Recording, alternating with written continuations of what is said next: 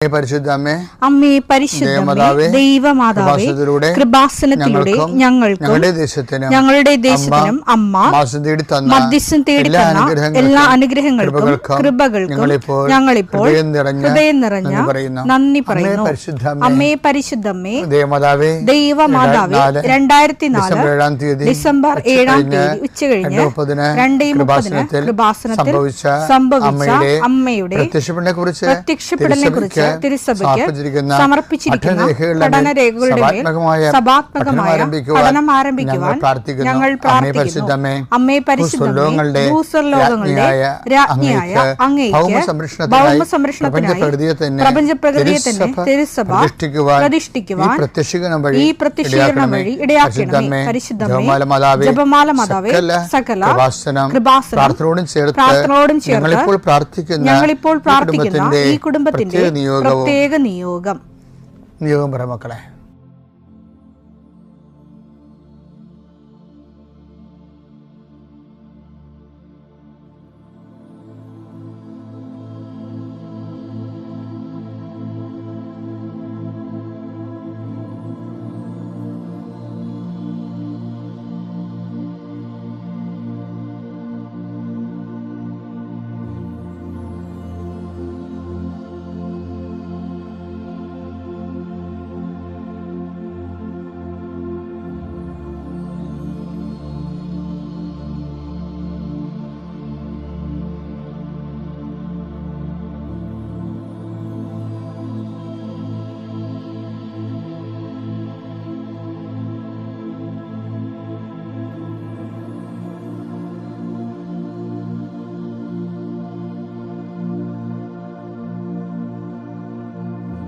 അമ്മയുടെ പ്രത്യക്ഷീകരണത്തിന്റെ ഈ അനുഗ്രഹവേളയിൽ ഞങ്ങൾക്ക് സാധിച്ചു തരുവാൻ കനിയണമേ. ആമേൻ. വിശ്വാസ പ്രമാണം. സർവശക്തനായ പിതാവും ആകാശത്തിന്റെയും ഭൂമിയുടെയും സൃഷ്ടാവുമായ ദൈവത്തിൽ ഞാൻ വിശ്വസിക്കുന്നു. അവിടുത്തെ ഏകപുത്രനും ഞങ്ങളുടെ കർത്താവുമായ ഈശോമിശിഹായിലും ഞാൻ വിശ്വസിക്കുന്നു. ഈ പുത്രൻ പരിശുദ്ധാത്മാവിനാൽ ഗർഭസ്ഥനായി കന്യകാമറിയത്തിൽ നിന്ന് പിറന്ന് പൊന്തിയോസ് പീലാത്തോസിന്റെ കാലത്ത് പീഡകൾ സഹിച്ച് കുരിശിൽ തറയ്ക്കപ്പെട്ട് മരിച്ച് അടക്കപ്പെട്ട് പാതാളങ്ങളിൽ ഇറങ്ങി മരിച്ചവരുടെ ഇടയിൽ നിന്ന് 3-ാം നാൾ ഉയർത്ത് സ്വർഗത്തിലേക്ക് എഴുന്നള്ളി സർവശക്തിയുള്ള പിതാവായ ദൈവത്തിന്റെ വലതുഭാഗത്തിരിക്കുന്നു. അവിടെ നിന്ന് ജീവിക്കുന്നവരെയും മരിച്ചവരെയും വിധിക്കുവാൻ വരുമെന്നും ഞാൻ വിശ്വസിക്കുന്നു. പരിശുദ്ധാത്മാവിലും ഞാൻ വിശ്വസിക്കുന്നു. വിശുദ്ധ കത്തോലിക്കാ സഭയിലും പുണ്യവാന്മാരുടെ ഐക്യത്തിലും പാപങ്ങളുടെ മോചനത്തിലും ശരീരത്തിന്റെ ഉയർപ്പിലും നിത്യമായ ജീവിതത്തിലും ഞാൻ വിശ്വസിക്കുന്നു. ആമേൻ. സ്വർഗ്ഗസ്ഥനായ ഞങ്ങളുടെ പിതാവേ, അങ്ങയുടെ നാമം പൂജിതമാകണമേ. അങ്ങയുടെ രാജ്യം വരണമേ. അങ്ങയുടെ തിരുമനസ് സ്വർഗത്തിലെ പോലെ ഭൂമിയിലും ആകണമേ. അന്നു വേണ്ടുന്ന ആഹാരം ഇന്ന് ഞങ്ങൾക്ക് തരണമേ. ഞങ്ങളോട് തെറ്റ് ചെയ്യുന്നവരോട് ഞങ്ങൾ ക്ഷമിക്കുന്നത് പോലെ ഞങ്ങളുടെ തെറ്റുകൾ ഞങ്ങളോടും ക്ഷമിക്കണമേ. ഞങ്ങളെ പ്രലോഭനത്തിൽ ഉൾപ്പെടുത്തരുതേ, തിന്മയിൽ ഞങ്ങൾ രക്ഷിക്കണമേ. ആമേൻ. നന്മ നിറഞ്ഞ മറിയമേ, സ്വസ്തി. കർത്താവ് അങ്ങയുടെ കൂടെ സ്ത്രീകളിൽ അങ്ങ് അനുഗ്രഹിക്കപ്പെട്ടവളാകുന്നു. അങ്ങയുടെ ഉദരത്തിൻ ഫലമായി ഈശോ അനുഗ്രഹിക്കപ്പെട്ടവനാകുന്നു. പരിശുദ്ധ മറിയമേ, തമ്പുരാന്റെ അമ്മേ, പാപികളായ ഞങ്ങൾക്ക് വേണ്ടി ഇപ്പോഴും ഞങ്ങളുടെ മരണസമയത്തും തമ്പുരാനോട് അപേക്ഷിക്കണമേ. ആമേൻ. കർത്താവേ, നിന്റെ ഉന്നതമായ നാമത്തിന് സ്വസ്ഥം ചെയ്യുന്നു. കർത്താവേ, നിന്റെ വിശുദ്ധ പൗരോഹിത്യത്തെ മഹത്വപ്പെടുത്തണമേ. കർത്താവേ, സഭയിലുള്ള സാന്നിധ്യം ദൃഢമാക്കണമേ. 39 വർഷം ഞാൻ അർപ്പിച്ച കൃപാന്റെ യുഗതിയായി കൃപാസ്ഥാന ജീവനോടെ പ്രത്യക്ഷപ്പെട്ട മാതാവിൻ്റെ മാധ്യസ്ഥയിൽ അത്താറയിൽ നടന്ന 10,000-കണക്കിന് ആരാധന ശക്തിയാൽ കർത്താവ് ഈ പ്രഭാതത്തിലെ അങ്ങയുടെ മക്കളെ കാത്തു കൊതിച്ചിരിക്കുകയാണ്. ഈശോയെ, നിന്റെ വലതുകരത്തിൻ്റെ ഒരാശീർവാദം കിട്ടാൻ വേണ്ടി കർത്താവ് ഇന്ന് യാത്രയ്ക്ക് ഒരുങ്ങുന്ന ഓരോ മക്കളുണ്ട്. ഓരോ ഉദ്യമങ്ങളിലൂടെ മനസ്സിൽ വിചാരിച്ചുകൊണ്ട് പോണവരുണ്ട്. ഓരോ ലക്ഷ്യങ്ങൾ മനസ്സിൽ വെച്ച് പോകുന്നവരുണ്ട്. കർത്താവേ, നിന്റെ തിരുമുറുവാർന്ന് ആണിപ്പെടുതാന്ന് വലതുകരം മക്കളുടെ ശിരസ് വെക്കണമേ. അവർ പോകുന്നിടത്തേക്കല്ല, നീ പോകുന്നിടത്തേക്കെല്ലാം ഞാൻ നിന്റെ കൂടെ വരുമെന്ന് കർത്താവ് അങ്ങ് പറഞ്ഞിട്ടുണ്ടല്ലോ. ഈശോയെ, അങ്ങയുടെ സഞ്ചാര സാന്നിധ്യം അങ്ങയുടെ മക്കളുടെ കൂടെ ഉണ്ടായിരിക്കണമെന്ന് പ്രാർത്ഥിക്കുന്നു. കർത്താവേ, ഉദ്യോഗത്തിൻ്റെ കാര്യത്തിന് വേണ്ടി പോകുന്നവരുണ്ട്, പഠന കാര്യങ്ങൾക്ക് വേണ്ടി പോകുന്നവരുണ്ട്, ജീവിത വ്യാപാരങ്ങൾക്ക് സാമ്പത്തിക കാര്യങ്ങൾക്ക് വേണ്ടി പോകുന്നവരുണ്ട്, ജോലി സംബന്ധമായ കാര്യങ്ങൾക്ക് വേണ്ടി പോകുന്നത്, അവരുടെ എല്ലാം കർത്താവിൻ്റെ തിരുസേന സമർപ്പിക്കുന്നു. എൻ്റെ കർത്താവിൻ്റെ ഉന്നതമായ നാമത്തിൽ, സഭയുടെ അധികാരത്തിൽ, കുരിശിൻ്റെ അടയാളത്തിൽ ഇനി ഇന്നത്തെ ദിവസം നീ പോകുന്ന എല്ലാ ഇടങ്ങളിലും നിൻ്റെ കർത്താവ് നിന്നെ സന്ധിക്കട്ടെ. നിത്യം പിതാവും പുത്രനും പരിശുദ്ധാത്മാവുമായ സർവ്വേശ്വര എന്നേക്കും ആമേൻ. എൻ്റെ പ്രിയപ്പെട്ടവരെ, തിരുസഭയിലെ ക്രിസ്മസിന് ഒരുക്കമായുള്ള ആഗമന കാലത്തിൽ ഇവിടെ നമ്മൾ കടന്നു പോവുകയാണ്. ചെറിയ നോമ്പ് കാലഘട്ടമാണിത്. ചെറിയ നോമ്പ് കാലഘട്ടം പലപ്പോഴും അത് വലിയ നോൻപ് കാലഘട്ടമായാലും നോൻപ് എപ്പോഴും വരുന്നത് പ്രായശ്ചിത്തത്തിൻ്റെ ഭാഗമായിട്ട് വരുന്നതാണ്. പ്രായശ്ചിത്തം എപ്പോഴും പശ്ചാത്താപത്തിൻ്റെ ഭാഗമായിട്ട് വരുന്നതാണ്. പശ്ചാത്താപം എപ്പോഴും റീഇൻസ്റ്റേറ്റ് ചെയ്യാൻ ആവശ്യപ്പെടുന്നു, പൂർവസ്ഥിതി പ്രാപിക്കാൻ. വരപ്രസാദത്തിൻ്റെ പൂർവസ്ഥിതി, ജ്ഞാനസ്ഥാനത്ത് നമുക്ക് ലഭിച്ച വരപ്രസാദം, അതിനുശേഷം പരിശുദ്ധ കുർബാന സ്വീകരണത്തിന് ശേഷം നമുക്ക് ലഭിച്ച വരപ്രസാദം, അതിനൊപ്പം തന്നെ സ്ഥൈര്യലേപനത്തിലൂടെ നമുക്ക് ലഭിച്ച വരപ്രസാദം, അതുപോലെ ജീവിത വിളിയുടെ കുദാശകളായ വിവാഹം, തിരുപ്പട്ടം, അതുപോലെ തന്നെ കോൺസെക്രേഷനായിട്ടുള്ള ദൈവവിളികൾ, അതിലൂടെ നമുക്ക് ലഭിച്ച ദൈവവരപ്രസാദം. ഇത് റീഇൻസ്റ്റേറ്റ് ചെയ്യാൻ വേണ്ടിയാണ്, അതായത് പഴയ പൂർവസ്ഥിതിയിലേക്ക് വരാൻ, ആദ്യകാല വരപ്രസാദത്തിലേക്ക്. അതുകൊണ്ട് എങ്ങനെ പശ്ചാത്തപിക്കണമെന്നുള്ള ആശയങ്ങളോടാണ് വചന വെളിപാട് അവസാനിക്കുന്നത്. വെളിപാട് എന്താണ് അവസാനത്തിൽ പറയണത്? നീ എവിടെ നിന്ന് അതപ്പതിച്ചു എന്ന് ഓർക്കുവിൻ. അതാണ് പശ്ചാത്താപത്തിൻ്റെ ഒരു ഭാഗം എന്ന് പറയണത്, അതിൻ്റെ ഘടനയിൽ ആദ്യ സെക്ഷൻ എന്ന് പറയണത്, നീ എവിടെ നിന്ന് അതപ്പതിച്ചു, എവിടെയാണ് നിൻ്റെ വരപ്രസാദം നഷ്ടപ്പെട്ടത്, അതിലേക്ക് അത് രജിസ്റ്റർ ചെയ്യാൻ പറയും. വെളിപാടിൻ്റെ പുസ്തകം 2:5. അതിനാൽ നീ ഏതവസ്ഥയിൽ നിന്നാണ് അധപ്പതിച്ചതെന്ന് ചിന്തിക്കുക. അനുതപിച്ച് ആദ്യത്തെ പ്രവൃത്തികൾ ചെയ്യുക. അതാണ് രജിസ്റ്റർ ചെയ്യാൻ പറഞ്ഞത്. ആദ്യത്തെ വരപ്രസാദത്തിൻ്റെ അതേ അവസ്ഥയിലേക്ക് തിരിച്ചു വരാൻ പറയും. ആദ്യത്തെ പ്രവൃത്തികൾ എന്ത് തന്നെ, വരപ്രസാദം നഷ്ടപ്പെട്ട സ്ഥലം ഇവിടെ വെച്ചാണ്. അതുകൊണ്ട് വരപ്രസാദം നേടിയെടുക്കാൻ വേണ്ടി ശ്രമിച്ച ആ സ്ഥലത്തേക്ക് തിരിച്ചു വരാൻ പറയും. അപ്പം അതിനെ അനുതപിക്കാൻ പറയുന്നുണ്ട്. പക്ഷേ അനുതപിക്കുന്നതിന് ഉള്ള ഗ്രൗണ്ട് എന്താണ്? അവിടെയാണ് എല്ലാവർക്കും തെറ്റിപ്പോകുന്ന ഒരു കാര്യം. സുവിശേഷത്തെ വിശ്വസിക്കാതെ ഒരാൾ അനുതപിച്ചിട്ട് കാര്യമില്ല. അനുതാപത്തിൻ്റെ അടിസ്ഥാനം സുവിശേഷമാണ്. സുവിശേഷം ദൈവത്തിൻ്റെ മനസ്സാണ്. അപ്പോൾ ദൈവത്തിൻ്റെ മനസ്സിന് അനപേക്ഷണീയമായിട്ടാണ് ഈ അനുതാപം വരേണ്ടത്. അതുകൊണ്ടാണ് കർത്താവിൻ്റെ ആദ്യ വാക്ക് എന്താണ്? അനുതപിക്കുക, സുവിശേഷത്തിൽ വിശ്വസിക്കുക. മർക്കോസിൻ്റെ 1:15. അവൻ പറഞ്ഞു സമയം പൂർത്തിയായി, ദൈവരാജ്യം സമീപിച്ചിരിക്കുന്നു. അനുതപിച്ച് സുവിശേഷത്തിൽ വിശ്വസിക്കുവിൻ. അനുതപിക്കുന്നതിന്റെ ബേസ്മെന്റ്, അടിസ്ഥാനം എന്ന് പറയുന്നത് സുവിശേഷമാണ്. സുവിശേഷം എന്ത് ചെയ്യണം? വിശ്വസിക്കണം. ഈ അനുതാപം ഇല്ലെങ്കിൽ എന്ത് പറ്റുമെന്നറിയാവോ? വിശ്വാസം ദൈവം എടുത്തു കളയും. പല ആൾക്കാർക്കും വിശ്വാസം നഷ്ടപ്പെടുന്നതിൻ്റെ കാര്യം അവർക്ക് ബുദ്ധിപരമായിട്ട് ഞാൻ വിശ്വസിക്കണില്ല എന്നല്ല പറയണത്. അവർ അനുതപിക്കാൻ പറ്റാത്ത അവസ്ഥയിൽ ചെന്ന് ചാടും. എന്നിട്ട് അവസാനം വിശ്വാസം നഷ്ടപ്പെടുന്നതാണ്. അതാണ് ദീപപീഠമൊക്കെ തെറിപ്പിച്ച് കളയെന്ന് പറയുന്നില്ലേ? അത് ഈ വെളിപാടിൻ്റെ കൂടെ പറയണതാണ്. 2:5-6 അതിനാൽ നീ ഏതവസ്ഥയിൽ നിന്നാണ് അധപ്പതിച്ചതെന്ന് ചിന്തിക്കുക. അനുദപിച്ച് ആദ്യത്തെ പ്രവൃത്തികൾ ചെയ്യുക. അല്ലെങ്കിൽ ഞാൻ നിന്റെ അടുത്ത് വരികയും നിന്റെ ദീപപീഠം അതിന്റെ സ്ഥലത്ത് നിന്ന് നീക്കിക്കളയുകയും ചെയ്യും. വിശ്വാസം നഷ്ടപ്പെടുന്നത് അനുതാപമില്ലാതെ മാസങ്ങൾ തുടരുമ്പോൾ ക്രമേണ വിശ്വാസം ക്ഷയിക്കാൻ തുടങ്ങും. അങ്ങനെ ക്രമേട്ട് നീ വിശ്വസിച്ചിട്ട് വലിയ അനുതാപമില്ലാത്ത ആള് വിശ്വസിച്ചുകൊണ്ട് പ്രത്യേകിച്ച് കാര്യമൊന്നുമില്ല. അതുകൊണ്ട് ദൈവം അതെടുത്ത് കളയും. അനുതാപമില്ലാത്ത ആളില്ലേ, താൻ ചെയ്യുന്ന പ്രവൃത്തികൾ ഇപ്പോൾ തൻ്റെ ഭാര്യയൊക്കെ വീട്ടിലാക്കിയിരിക്കുകയാണ്, മറ്റു പെണ്ണുങ്ങളുമായിട്ട് ചുറ്റിക്കളിയൊക്കെയാണ്, എനിക്കൊരു അനുതാപവുമില്ല, നീ വിശ്വസിച്ചൊരു കാര്യമില്ല.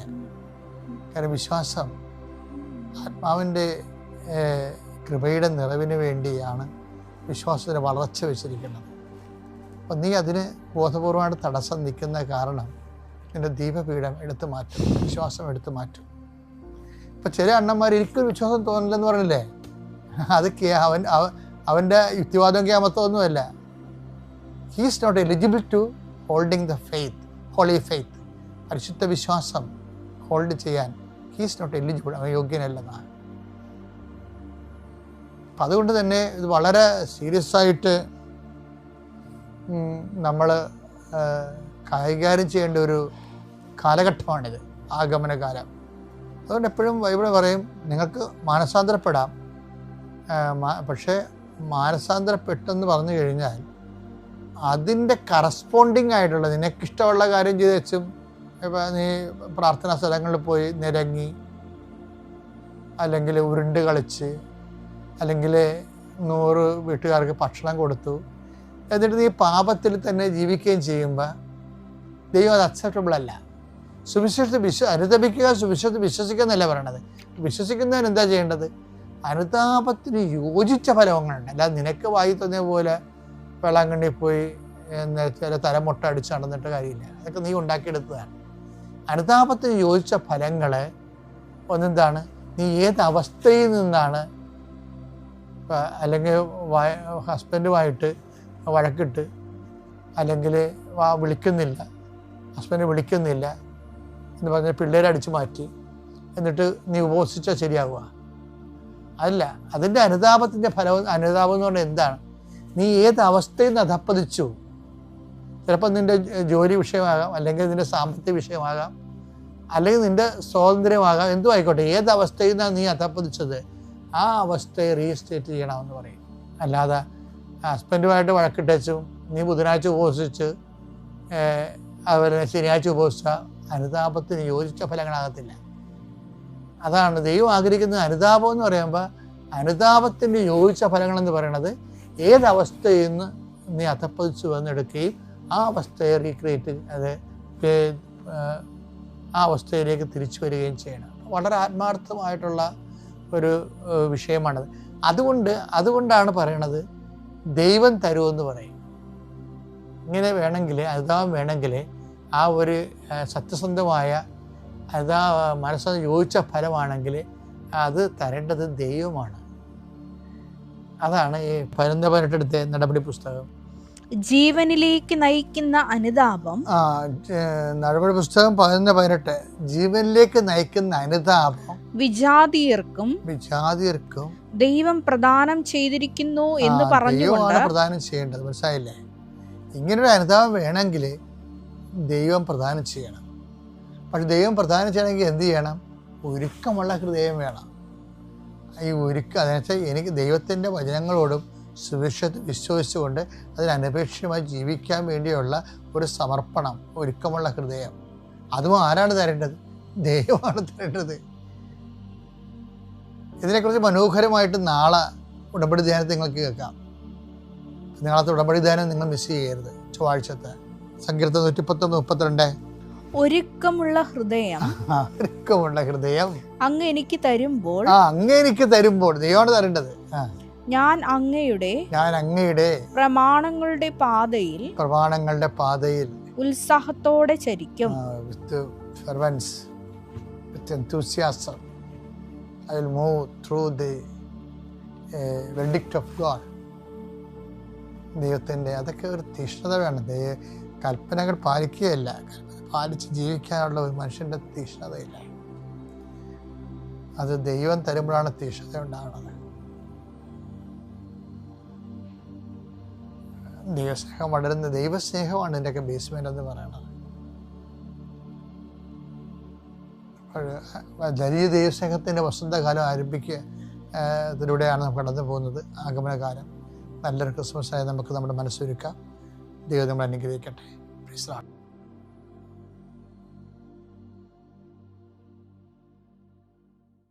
അത്യപൂർവ ദൈവാനുഭവങ്ങൾ ഇനി നിങ്ങൾക്കും സ്വന്തം. ഈ യൂട്യൂബ് ചാനൽ ഇതുവരെ സബ്സ്ക്രൈബ് ചെയ്തിട്ടില്ലെങ്കിൽ ഇപ്പോൾ തന്നെ സബ്സ്ക്രൈബ് ചെയ്യുക.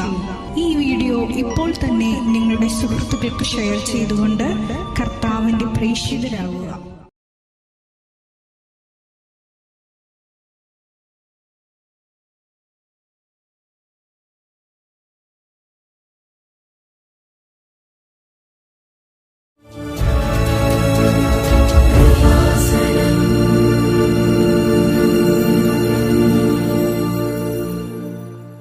എല്ലാവർക്കും ഈശോ മിശിഹായ്ക്ക് സ്തുതിയായിരിക്കട്ടെ. എൻ്റെ പേര് നെയ്മി, ഇതെൻ്റെ ഹസ്ബൻഡ് പ്രവീൺ. ഞങ്ങൾ കൊല്ലത്തുനിന്ന് വരുന്നു. ഞങ്ങൾ ഇമാക്കുലേറ്റ് കൺസെപ്ഷൻ പുലച്ചിറ ഇടവകയാണ്.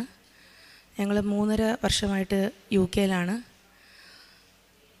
അറിഞ്ഞും അറിയാതെയും വാക്കാലും പ്രവൃത്തിയാലും ചിന്തയാലും ഒരുപാട് പാപം ചെയ്തു പോയിട്ടുള്ള പാപികളായ ഞങ്ങളെ അമ്മയുടെ പുണ്യഭൂമിയിൽ എത്തിച്ചതിനെ ഓർത്ത് അമ്മയ്ക്കും ഈശോയ്ക്കും കൂടാനുകൂടി നന്ദി പറയുന്നു. ഞങ്ങൾ ഉടമ്പടിയിലേക്ക് വരുവാനുണ്ടായ സാഹചര്യം, ഞങ്ങൾ UK-യിൽ വിസയ്ക്കൊരു പ്രശ്നം വന്നു. ആ പ്രശ്നം വന്നതിൽ നിന്നാണ് ഞങ്ങൾ ഉടമ്പടിയിലേക്ക് ആദ്യമായിട്ട് വരാൻ ഉണ്ടായ സാഹചര്യം.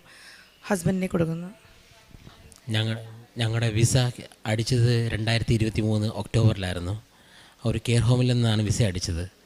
അത് കഴിഞ്ഞ് 2024 മാർച്ച് ആയപ്പോൾ ഞങ്ങൾക്കൊരു മെയിൽ ഹോം ഓഫീസിൽ നിന്ന് വന്നു. ആ മെയിലെന്ന് പറയുന്നത്, നിങ്ങളുടെ വിസ ക്യാൻസലായിരിക്കുന്നു, നിങ്ങൾ 45 ദിവസത്തിനകം തിരിച്ച് നാട്ടിൽ ചെല്ലണം. കുഞ്ഞുങ്ങളുള്ളത് കൊണ്ട് മാത്രമാണ് നിങ്ങൾക്ക് 45 ദിവസം നിങ്ങൾക്ക് അവിടെ നിൽക്കാൻ പറ്റുന്നത്. അതുകൊണ്ട് എത്രയും പെട്ടെന്ന് 45 ദിവസത്തിനുള്ളിൽ തന്നെ നിങ്ങൾ തിരിച്ച് നാട്ടിൽ ചെല്ലേണ്ടതാണ്. ഇത് കണ്ടതും ആകെ വിഷമമായിരുന്നു. അങ്ങനെ ഞാൻ എൻ്റെ വൈഫിൻ്റെ അടുത്ത് ഞാൻ കാര്യം പറഞ്ഞു. ഈ മൊത്തത്തിലുള്ള കാര്യം ഞാൻ അന്ന് പറഞ്ഞിരുന്നില്ല. ജസ്റ്റ് വിസയ്ക്ക് ഇങ്ങനെ ചെറിയൊരു പ്രശ്നമുണ്ടെന്ന് മാത്രമേ പറഞ്ഞുള്ളൂ. ഓൾറെഡി ക്യാൻസലായെന്ന കാര്യം അന്ന് പറഞ്ഞിരുന്നില്ല. എന്നിട്ട് ഞാൻ അവിടെ ചെന്ന് ഞങ്ങളുടെ കെയർ ഹോമിലൊക്കെ സംസാരിച്ചു. അവരുടെ സൈഡിൽ നിന്ന് എല്ലാം ചെയ്യാമെന്നൊക്കെ പറഞ്ഞു. ദിവസങ്ങൾ നീളുന്നു, ഒന്നും ആവുന്നില്ല. പ്രാർത്ഥിക്കുന്നുണ്ട്, പക്ഷേ എങ്ങനെ പ്രാർത്ഥിക്കണമെന്നും അറിയില്ല. എന്നെ കൊണ്ടാവുന്ന രീതിയിലെല്ലാം പ്രാർത്ഥിക്കുന്നുണ്ട്. പിന്നെ വിസ അടിച്ചത് ഞങ്ങൾ പ്രാർത്ഥന വൈഫ് പറയും. കൃപാസനത്തെ പറ്റി എൻ്റെ മമ്മി കുറേ നാളായിട്ട് പറയുന്നുണ്ടായിരുന്നു. അപ്പം ഹസ്ബൻഡ് എന്നോട് മൊത്തമായിട്ട് കാര്യം പറഞ്ഞില്ല, മെയിൽ വന്ന കാര്യമൊന്നും പറഞ്ഞില്ല. വിസയ്ക്ക് പ്രശ്നമുണ്ടെന്ന് പറഞ്ഞോളൂ. അപ്പം വിസയ്ക്ക് പ്രശ്നം വരാം, സ്പോൺസർഷിപ്പ് പ്രശ്നം വരാമെന്ന് പറഞ്ഞപ്പം മമ്മി പറഞ്ഞതുപോലെ ഞങ്ങൾ കൃപാസനത്തിൻ്റെ പ്രാർത്ഥനയിലേക്ക് സ്റ്റാർട്ട് ചെയ്യാമെന്നൊരു ഫീലിംഗ് വന്ന്. അപ്പം ഞങ്ങൾ ജീസസ് യൂത്തിലുണ്ട്. അപ്പോൾ ജീസസ് യൂത്തിൽ ജസ്നെറ്റ് എന്ന് പറഞ്ഞ ചേച്ചി വാട്സപ്പ് സ്റ്റാറ്റസിൽ ഇടുന്ന ഞങ്ങൾ കണ്ടിട്ടുണ്ട്. അപ്പം ചേച്ചിയുടെ വാട്സപ്പ് സ്റ്റാറ്റസ് കണ്ടതുകൊണ്ട് ഞങ്ങൾ ചേച്ചിയോട് തന്നെ ഇതിനെപ്പറ്റി ഡീറ്റെയിൽസ് ചോദിക്കാമെന്ന് കരുതി. അപ്പോൾ ചേച്ചിയെടുത്ത കാര്യം പറഞ്ഞപ്പം ചേച്ചിയാണ് പറഞ്ഞത്, ലൈറ്റ് ക്യാൻഡിൽ ഇട്ടാൽ പെട്ടെന്ന് നടക്കാനുള്ളതാണെങ്കിൽ അത് ഉടനടി തന്നെ അതിനുള്ള ഉത്തരം മാതാവ് ഈശോയിൽ നിന്ന് നേടിത്തരും എന്ന് പറഞ്ഞു. അപ്പോൾ അതൊരു വലിയ ആശ്വാസമായിരുന്നു. അപ്പോൾ ഞങ്ങൾ ചേച്ചി പറഞ്ഞ പ്രകാരം ലൈറ്റ് ക്യാൻഡിൽ ഇട്ടു. വിസയുടെ പ്രശ്നങ്ങൾ മാറി തരണമേ, വിസയ്ക്ക് പ്രശ്നം വരരുതേ, സ്പോൺസർഷിപ്പ് പ്രശ്നം വരരുതേ എന്നുള്ള രീതിയിലാണ് നമ്മൾ പ്രാർത്ഥിച്ചത്. കാരണം എനിക്കറിയില്ല. 2 ദിവസത്തിനകം എൻ്റെ ഹസ്ബൻഡ് വിളിച്ചു പറഞ്ഞു. അന്നേരമാണ് ആക്ച്വലി കാര്യം പറയുന്നത്. ഹോം ഓഫീസിൽ നിന്ന് നമ്മുടെ വിസയ്ക്ക് പ്രശ്നമുണ്ടായിരുന്നു.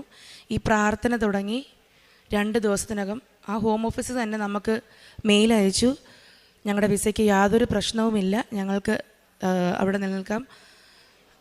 അപ്പോളജീസ് പറഞ്ഞുകൊണ്ട് മെയിൽ അയച്ചു. അവരുടെ സൈഡിൽ നിന്നൊരു അപ്പോളജീസൊക്കെ വരിക എന്ന് പറഞ്ഞാൽ നമുക്കവരെ കോൺടാക്ട് ചെയ്യാൻ പോലും പറ്റാത്തൊരു സാഹചര്യത്തിൽ സത്യത്തിൽ മാതാവ് ഈശോയുമായി ചെന്ന് ഞങ്ങൾക്ക് വേണ്ടി അമ്മയെ നേടി തന്നതാണ്. ഇത് ഞങ്ങളുടെ ആദ്യത്തെ സാക്ഷ്യമാണ്. അപ്പം ഈ ഒരു പെട്ടെന്നൊരു ദൈവത്തിൻ്റെ ഒരു ഇടപെടലുണ്ടായപ്പം നമുക്ക് കൂടുതൽ ഇതിലേക്ക് വരണമെന്ന് തോന്നി. അങ്ങനെ ഞങ്ങൾ മെയ് 1, 2024 ഞങ്ങൾ ആ വർഷം തന്നെ ഞങ്ങൾ ഉടമ്പടി സ്റ്റാർട്ട് ചെയ്തു. ഓൺലൈൻ ഉടമ്പടിയാണ് സ്റ്റാർട്ട് ചെയ്തത്. അപ്പം ഉടമ്പടിയിൽ 6 നിയോഗം വയ്ക്കാം. 6 നിയോഗം വയ്ക്കാമെന്ന് പറഞ്ഞാൽ നമുക്ക് ഒരുപാട് പ്രശ്നമുണ്ട്. അപ്പോൾ എന്തൊക്കെ വെക്കണം എന്ന് പോലും നമുക്കറിയില്ല. അപ്പോൾ ആദ്യത്തെ നിയോഗത്തിൽ കുടുംബത്തിലുള്ള എല്ലാവരുടെയും രോഗങ്ങൾ വെച്ചു. പിന്നെ എല്ലാ പ്രശ്നങ്ങളും ഒന്നിനു പുറകെ ഒന്നായിട്ട് 6 നിയോഗങ്ങൾ ഇങ്ങനെ കുത്തി നിറച്ചു. അങ്ങനത്തെ രീതിയിലായിരുന്നു. അതിൽ ഏറ്റവും ഒടുവിലത്തേത് ഞങ്ങളുടെ കടബാധകളായിരുന്നു. ഞങ്ങൾ കല്യാണം കഴിഞ്ഞ് അന്ന് മുതൽ വലിയൊരു കടബാധയിലാണ്. അപ്പം അത് മാറിക്കിട്ടുക എന്നുള്ളത് ഞങ്ങളുടെ കണ്ണിൽ അസാധ്യമായ കാര്യമാണ്. അപ്പോൾ അത് പെട്ടെന്ന് നടക്കില്ല എന്നുള്ളൊരു ഫീലായിരിക്കാം ഞങ്ങളത് 6ാമത് എഴുതി. പക്ഷേ അമ്മ മാതാവ് ഏറ്റവും ആദ്യം പ്രവർത്തിച്ച് തുടങ്ങിയത് ആ ഒരു കാര്യത്തിന് തന്നെയായിരുന്നു. ഞങ്ങളുടെ ജീസസ് യൂത്തിലുള്ള ഒരു ബ്രദർ വിൽസൺ ഒരു ദിവസം എന്നോട് ചോദിച്ചു, സാമ്പത്തിക സഹായം നിങ്ങൾ ചെയ്യാറുണ്ടോ എന്ന് ചോദിച്ചു. അപ്പം ഞങ്ങൾ രണ്ടുപേരുടെയും ജോലി കൊണ്ട് സത്യം പറഞ്ഞാൽ ഒരു മാസം മുട്ടിക്കുന്നത് തന്നെ നല്ല ബുദ്ധിമുട്ടായിരുന്നു. അപ്പം ഞാൻ വിൽസനോട് പറഞ്ഞു, ഉള്ളപ്പോൾ ഞങ്ങൾ ചെയ്യും, ആവുന്ന പോലെ ചെയ്യാറുണ്ട് എന്ന് പറഞ്ഞു. അപ്പോൾ ആ ബ്രദർ ഞങ്ങളുടെ അടുത്ത് പറഞ്ഞെന്ന് പറഞ്ഞാൽ നമ്മൾ അധ്വാനിക്കുന്നതിൻ്റെ 10% അത് നമുക്കുള്ളതല്ല, ദൈവത്തിനുള്ളതാണെന്നാണ് വിൽസൻ അന്ന് എന്നോട് പറഞ്ഞത്. അപ്പോൾ അതെന്തോ എനിക്ക് ദൈവം എന്നോട് സംസാരിക്കുന്ന പോലെ തോന്നി. അപ്പം ഞങ്ങൾ പിറ്റേ മാസം മുതൽ ഞങ്ങൾ എന്ത് ചെയ്യുമെന്ന് വെച്ചാൽ, ഞങ്ങൾക്ക് ഞങ്ങളുടെ ശമ്പളം വരുമ്പോൾ ആദ്യം തന്നെ 100 പൗണ്ട്, ഞങ്ങൾക്കതാവുന്ന പൈസയല്ല, ഞങ്ങൾ ആ 100 പൗണ്ട് ഈശോയ്ക്ക് വേണ്ടി പ്രത്യേക ഒരു അക്കൗണ്ട് തന്നെ ഞങ്ങൾ ക്രിയേറ്റ് ചെയ്ത് ആ 100 പൗണ്ട് അതിലേക്ക് എല്ലാ മാസവും ശമ്പളം വരുമ്പോൾ മാറ്റിയിടും. ഞങ്ങൾക്ക് എത്ര ബുദ്ധിമുട്ടിയാലും ആ മാസത്തിൽ എന്തെല്ലാം ആവശ്യം വന്നാലും ഞങ്ങൾ അതിൽ തൊടില്ല. അത് ഈശോയ്ക്ക് വേണ്ടി മാറ്റി വെച്ച് അതിൽ നിന്ന് ഈശോയ്ക്ക് വേണ്ടി ഓരോ കാര്യങ്ങൾ ചെയ്യാൻ തുടങ്ങി. സഹായിക്കാൻ ഓരോരുത്തർ ചോദിക്കുമ്പോഴെല്ലാം ഞങ്ങൾ ആ അക്കൗണ്ട് ചെയ്യാൻ തുടങ്ങി. ഏറ്റവും ആദ്യം ഞങ്ങൾക്ക് ഇതുവഴി ഉണ്ടായ അനുഗ്രഹം എന്ന് പറഞ്ഞാൽ, നാട്ടിൽ ഒരുപാട് 15 ലക്ഷത്തിൻ്റെ സ്വർണ്ണപ്പണയം ഉണ്ടായിരുന്നു. അതാണ് ഏറ്റവും ആദ്യം മാതാവ് ക്ലിയർ ചെയ്തത്. ഞങ്ങൾക്കത് ക്ലിയർ ചെയ്യാൻ 1 രൂപ പോലും ഞങ്ങളുടെ കയ്യിലില്ലായിരുന്നു. പക്ഷേ അത് ഒരു വഴിക്കുന്ന തുടങ്ങുവാനായിട്ട് മാതാവ് ഒരു വഴി കാട്ടി തന്നു. 15 ലക്ഷത്തിൻ്റെ കടം മാതാവ് ഈശോ വഴിയായി ഞങ്ങൾക്കത് ക്ലിയർ ചെയ്ത് തന്നു. ഓരോ തവണയും ഈശോ ഞങ്ങൾക്ക് സാമ്പത്തികമായിട്ട് ഇളവ് തരുമ്പോൾ വീണ്ടും അതിൽ നിന്നൊരംശം ആ 100 പൗണ്ടിൻ്റെ അക്കൗണ്ടിലേക്ക് ഞങ്ങൾ ഇട്ടുകൊണ്ടിരുന്നു. അപ്പം ഇത് സ്വർണ്ണപ്പണയം ക്ലിയർ ആയപ്പോൾ അതിൽ നിന്നൊരംശം വീണ്ടും ആ 100 പൗണ്ട് കൂടെ ചേർത്തു.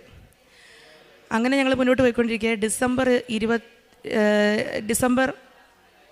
2024 20ാമത്തെ വാർഷികമാണെന്നിങ്ങനെ നമ്മൾ അച്ഛൻ്റെ ഇതുവഴിയൊക്കെ അറിഞ്ഞു. അപ്പം ഓരോ സാക്ഷ്യം കേൾക്കുമ്പോഴും ഓരോരോ മെസ്സേജാണ് നമുക്ക് കിട്ടുന്നത്. അത് നമുക്ക് ഈശോ നമ്മുടെ അടുത്ത് സംസാരിക്കുന്ന പോലെയാണ് നമുക്ക് ഫീൽ ചെയ്യുന്നത്.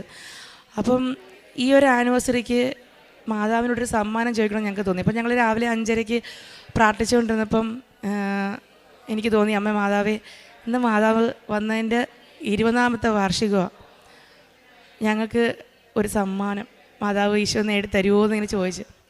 അപ്പം എൻ്റെ പൊട്ട ബുദ്ധിയിൽ എനിക്ക് വലിയതായിട്ടൊന്നും എനിക്ക് ഞാനങ്ങനെ ചിന്തിക്കേണ്ടതേ അല്ല.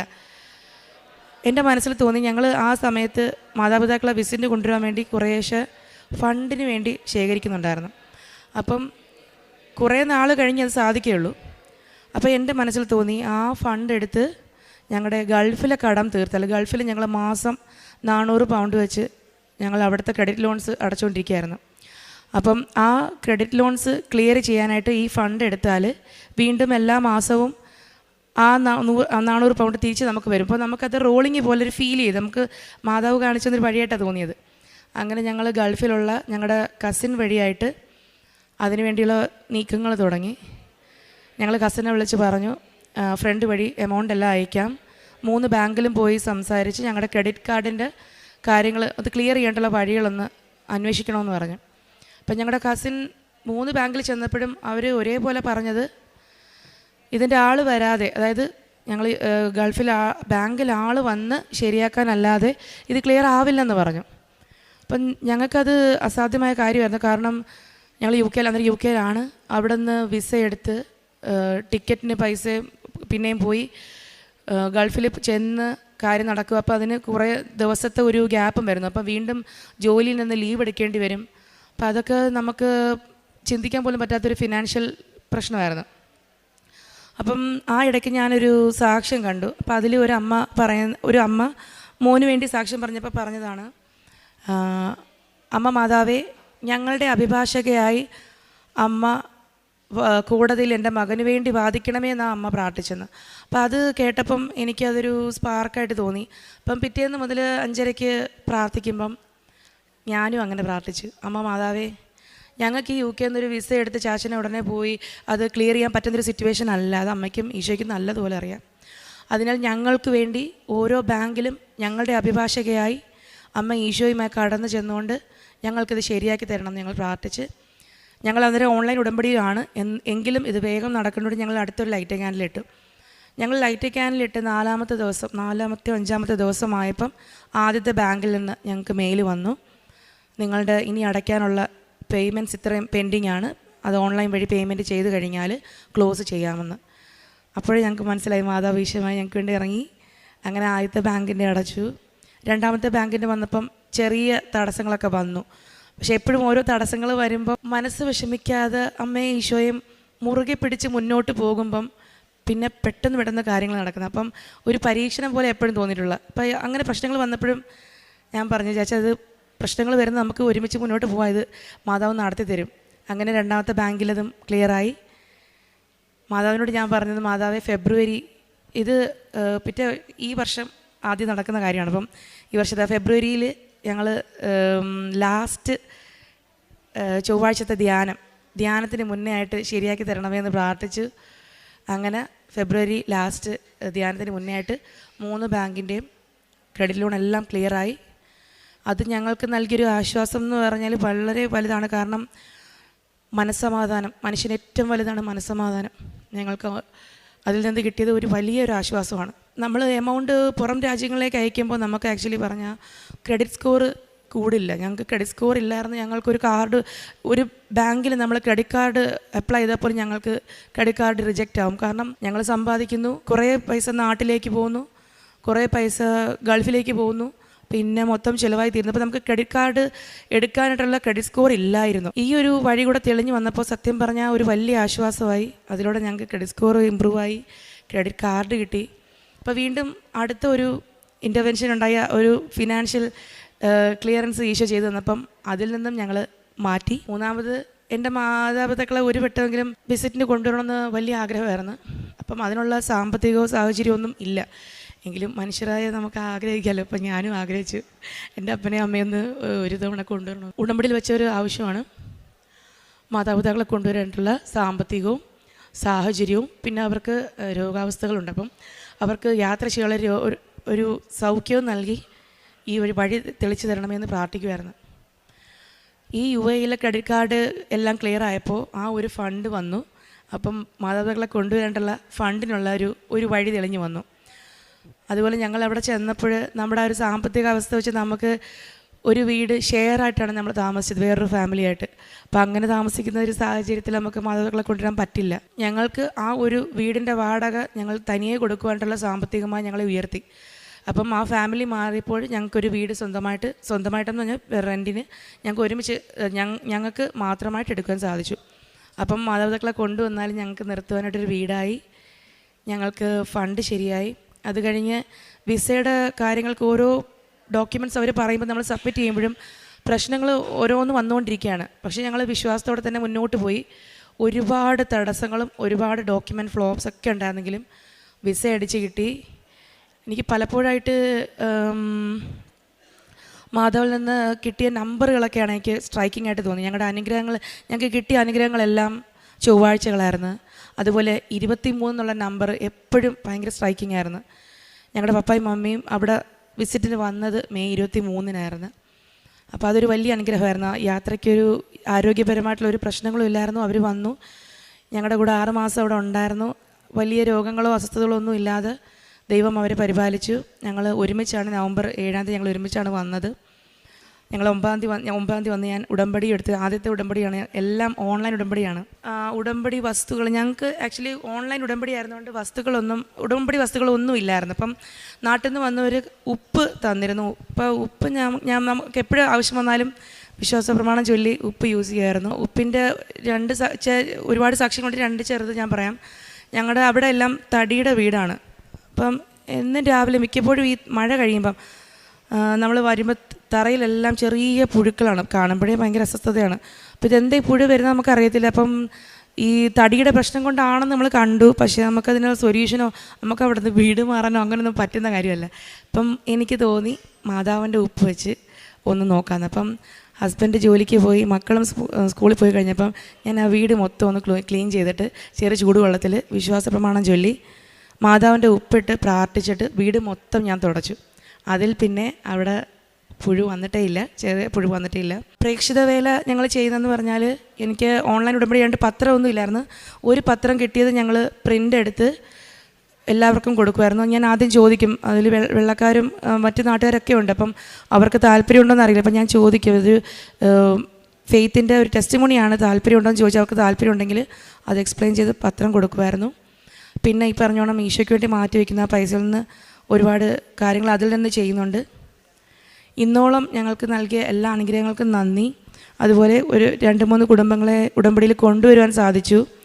അവരുടെ സംശയങ്ങൾ ക്ലിയർ ചെയ്ത് കൊടുത്ത് അവരുടെ കൂടെ ഇരുന്ന് അവരതിനെ പ്രിപ്പയർ ചെയ്യിപ്പിച്ച് ഉടമ്പടി എടുപ്പിക്കുവാൻ സാധിച്ചു. എല്ലാ അനുഗ്രഹങ്ങൾക്കും അമ്മ മാതാവിനും ഈശോയ്ക്കും കൂടാനുകൂടി നന്ദി പറയുന്നു. ഞാൻ കാത്തലിക് ഫാമിലിയാണ്. മമ്മി പഠിപ്പിച്ച ശീലങ്ങൾ പോലെ കുമ്പസാരവും കുർബാനയും എല്ലാം ഉണ്ടായിരുന്നു. അപ്പം കുർബാന മുടങ്ങുന്നത് എനിക്ക് വളരെ വിഷമമുള്ള കാര്യമായിരുന്നു. അതെനിക്ക് ഒരു ആഴ്ചത്തേക്കുള്ള ബൂസ്റ്റ് പോലായിരുന്നു. പക്ഷേ ആ ഒരു പ്രാർത്ഥന ജീവിതം മാത്രമേ ഉണ്ടായിരുന്നുള്ളൂ. കുടുംബ പ്രാർത്ഥന, മറ്റ് പ്രാർത്ഥനകളൊന്നും ഇല്ലായിരുന്നു. പക്ഷേ ഉടമ്പടി എടുത്തതിന് ശേഷം ആ ഒരു കൃത്യമായ പ്രാർത്ഥനയുണ്ട്.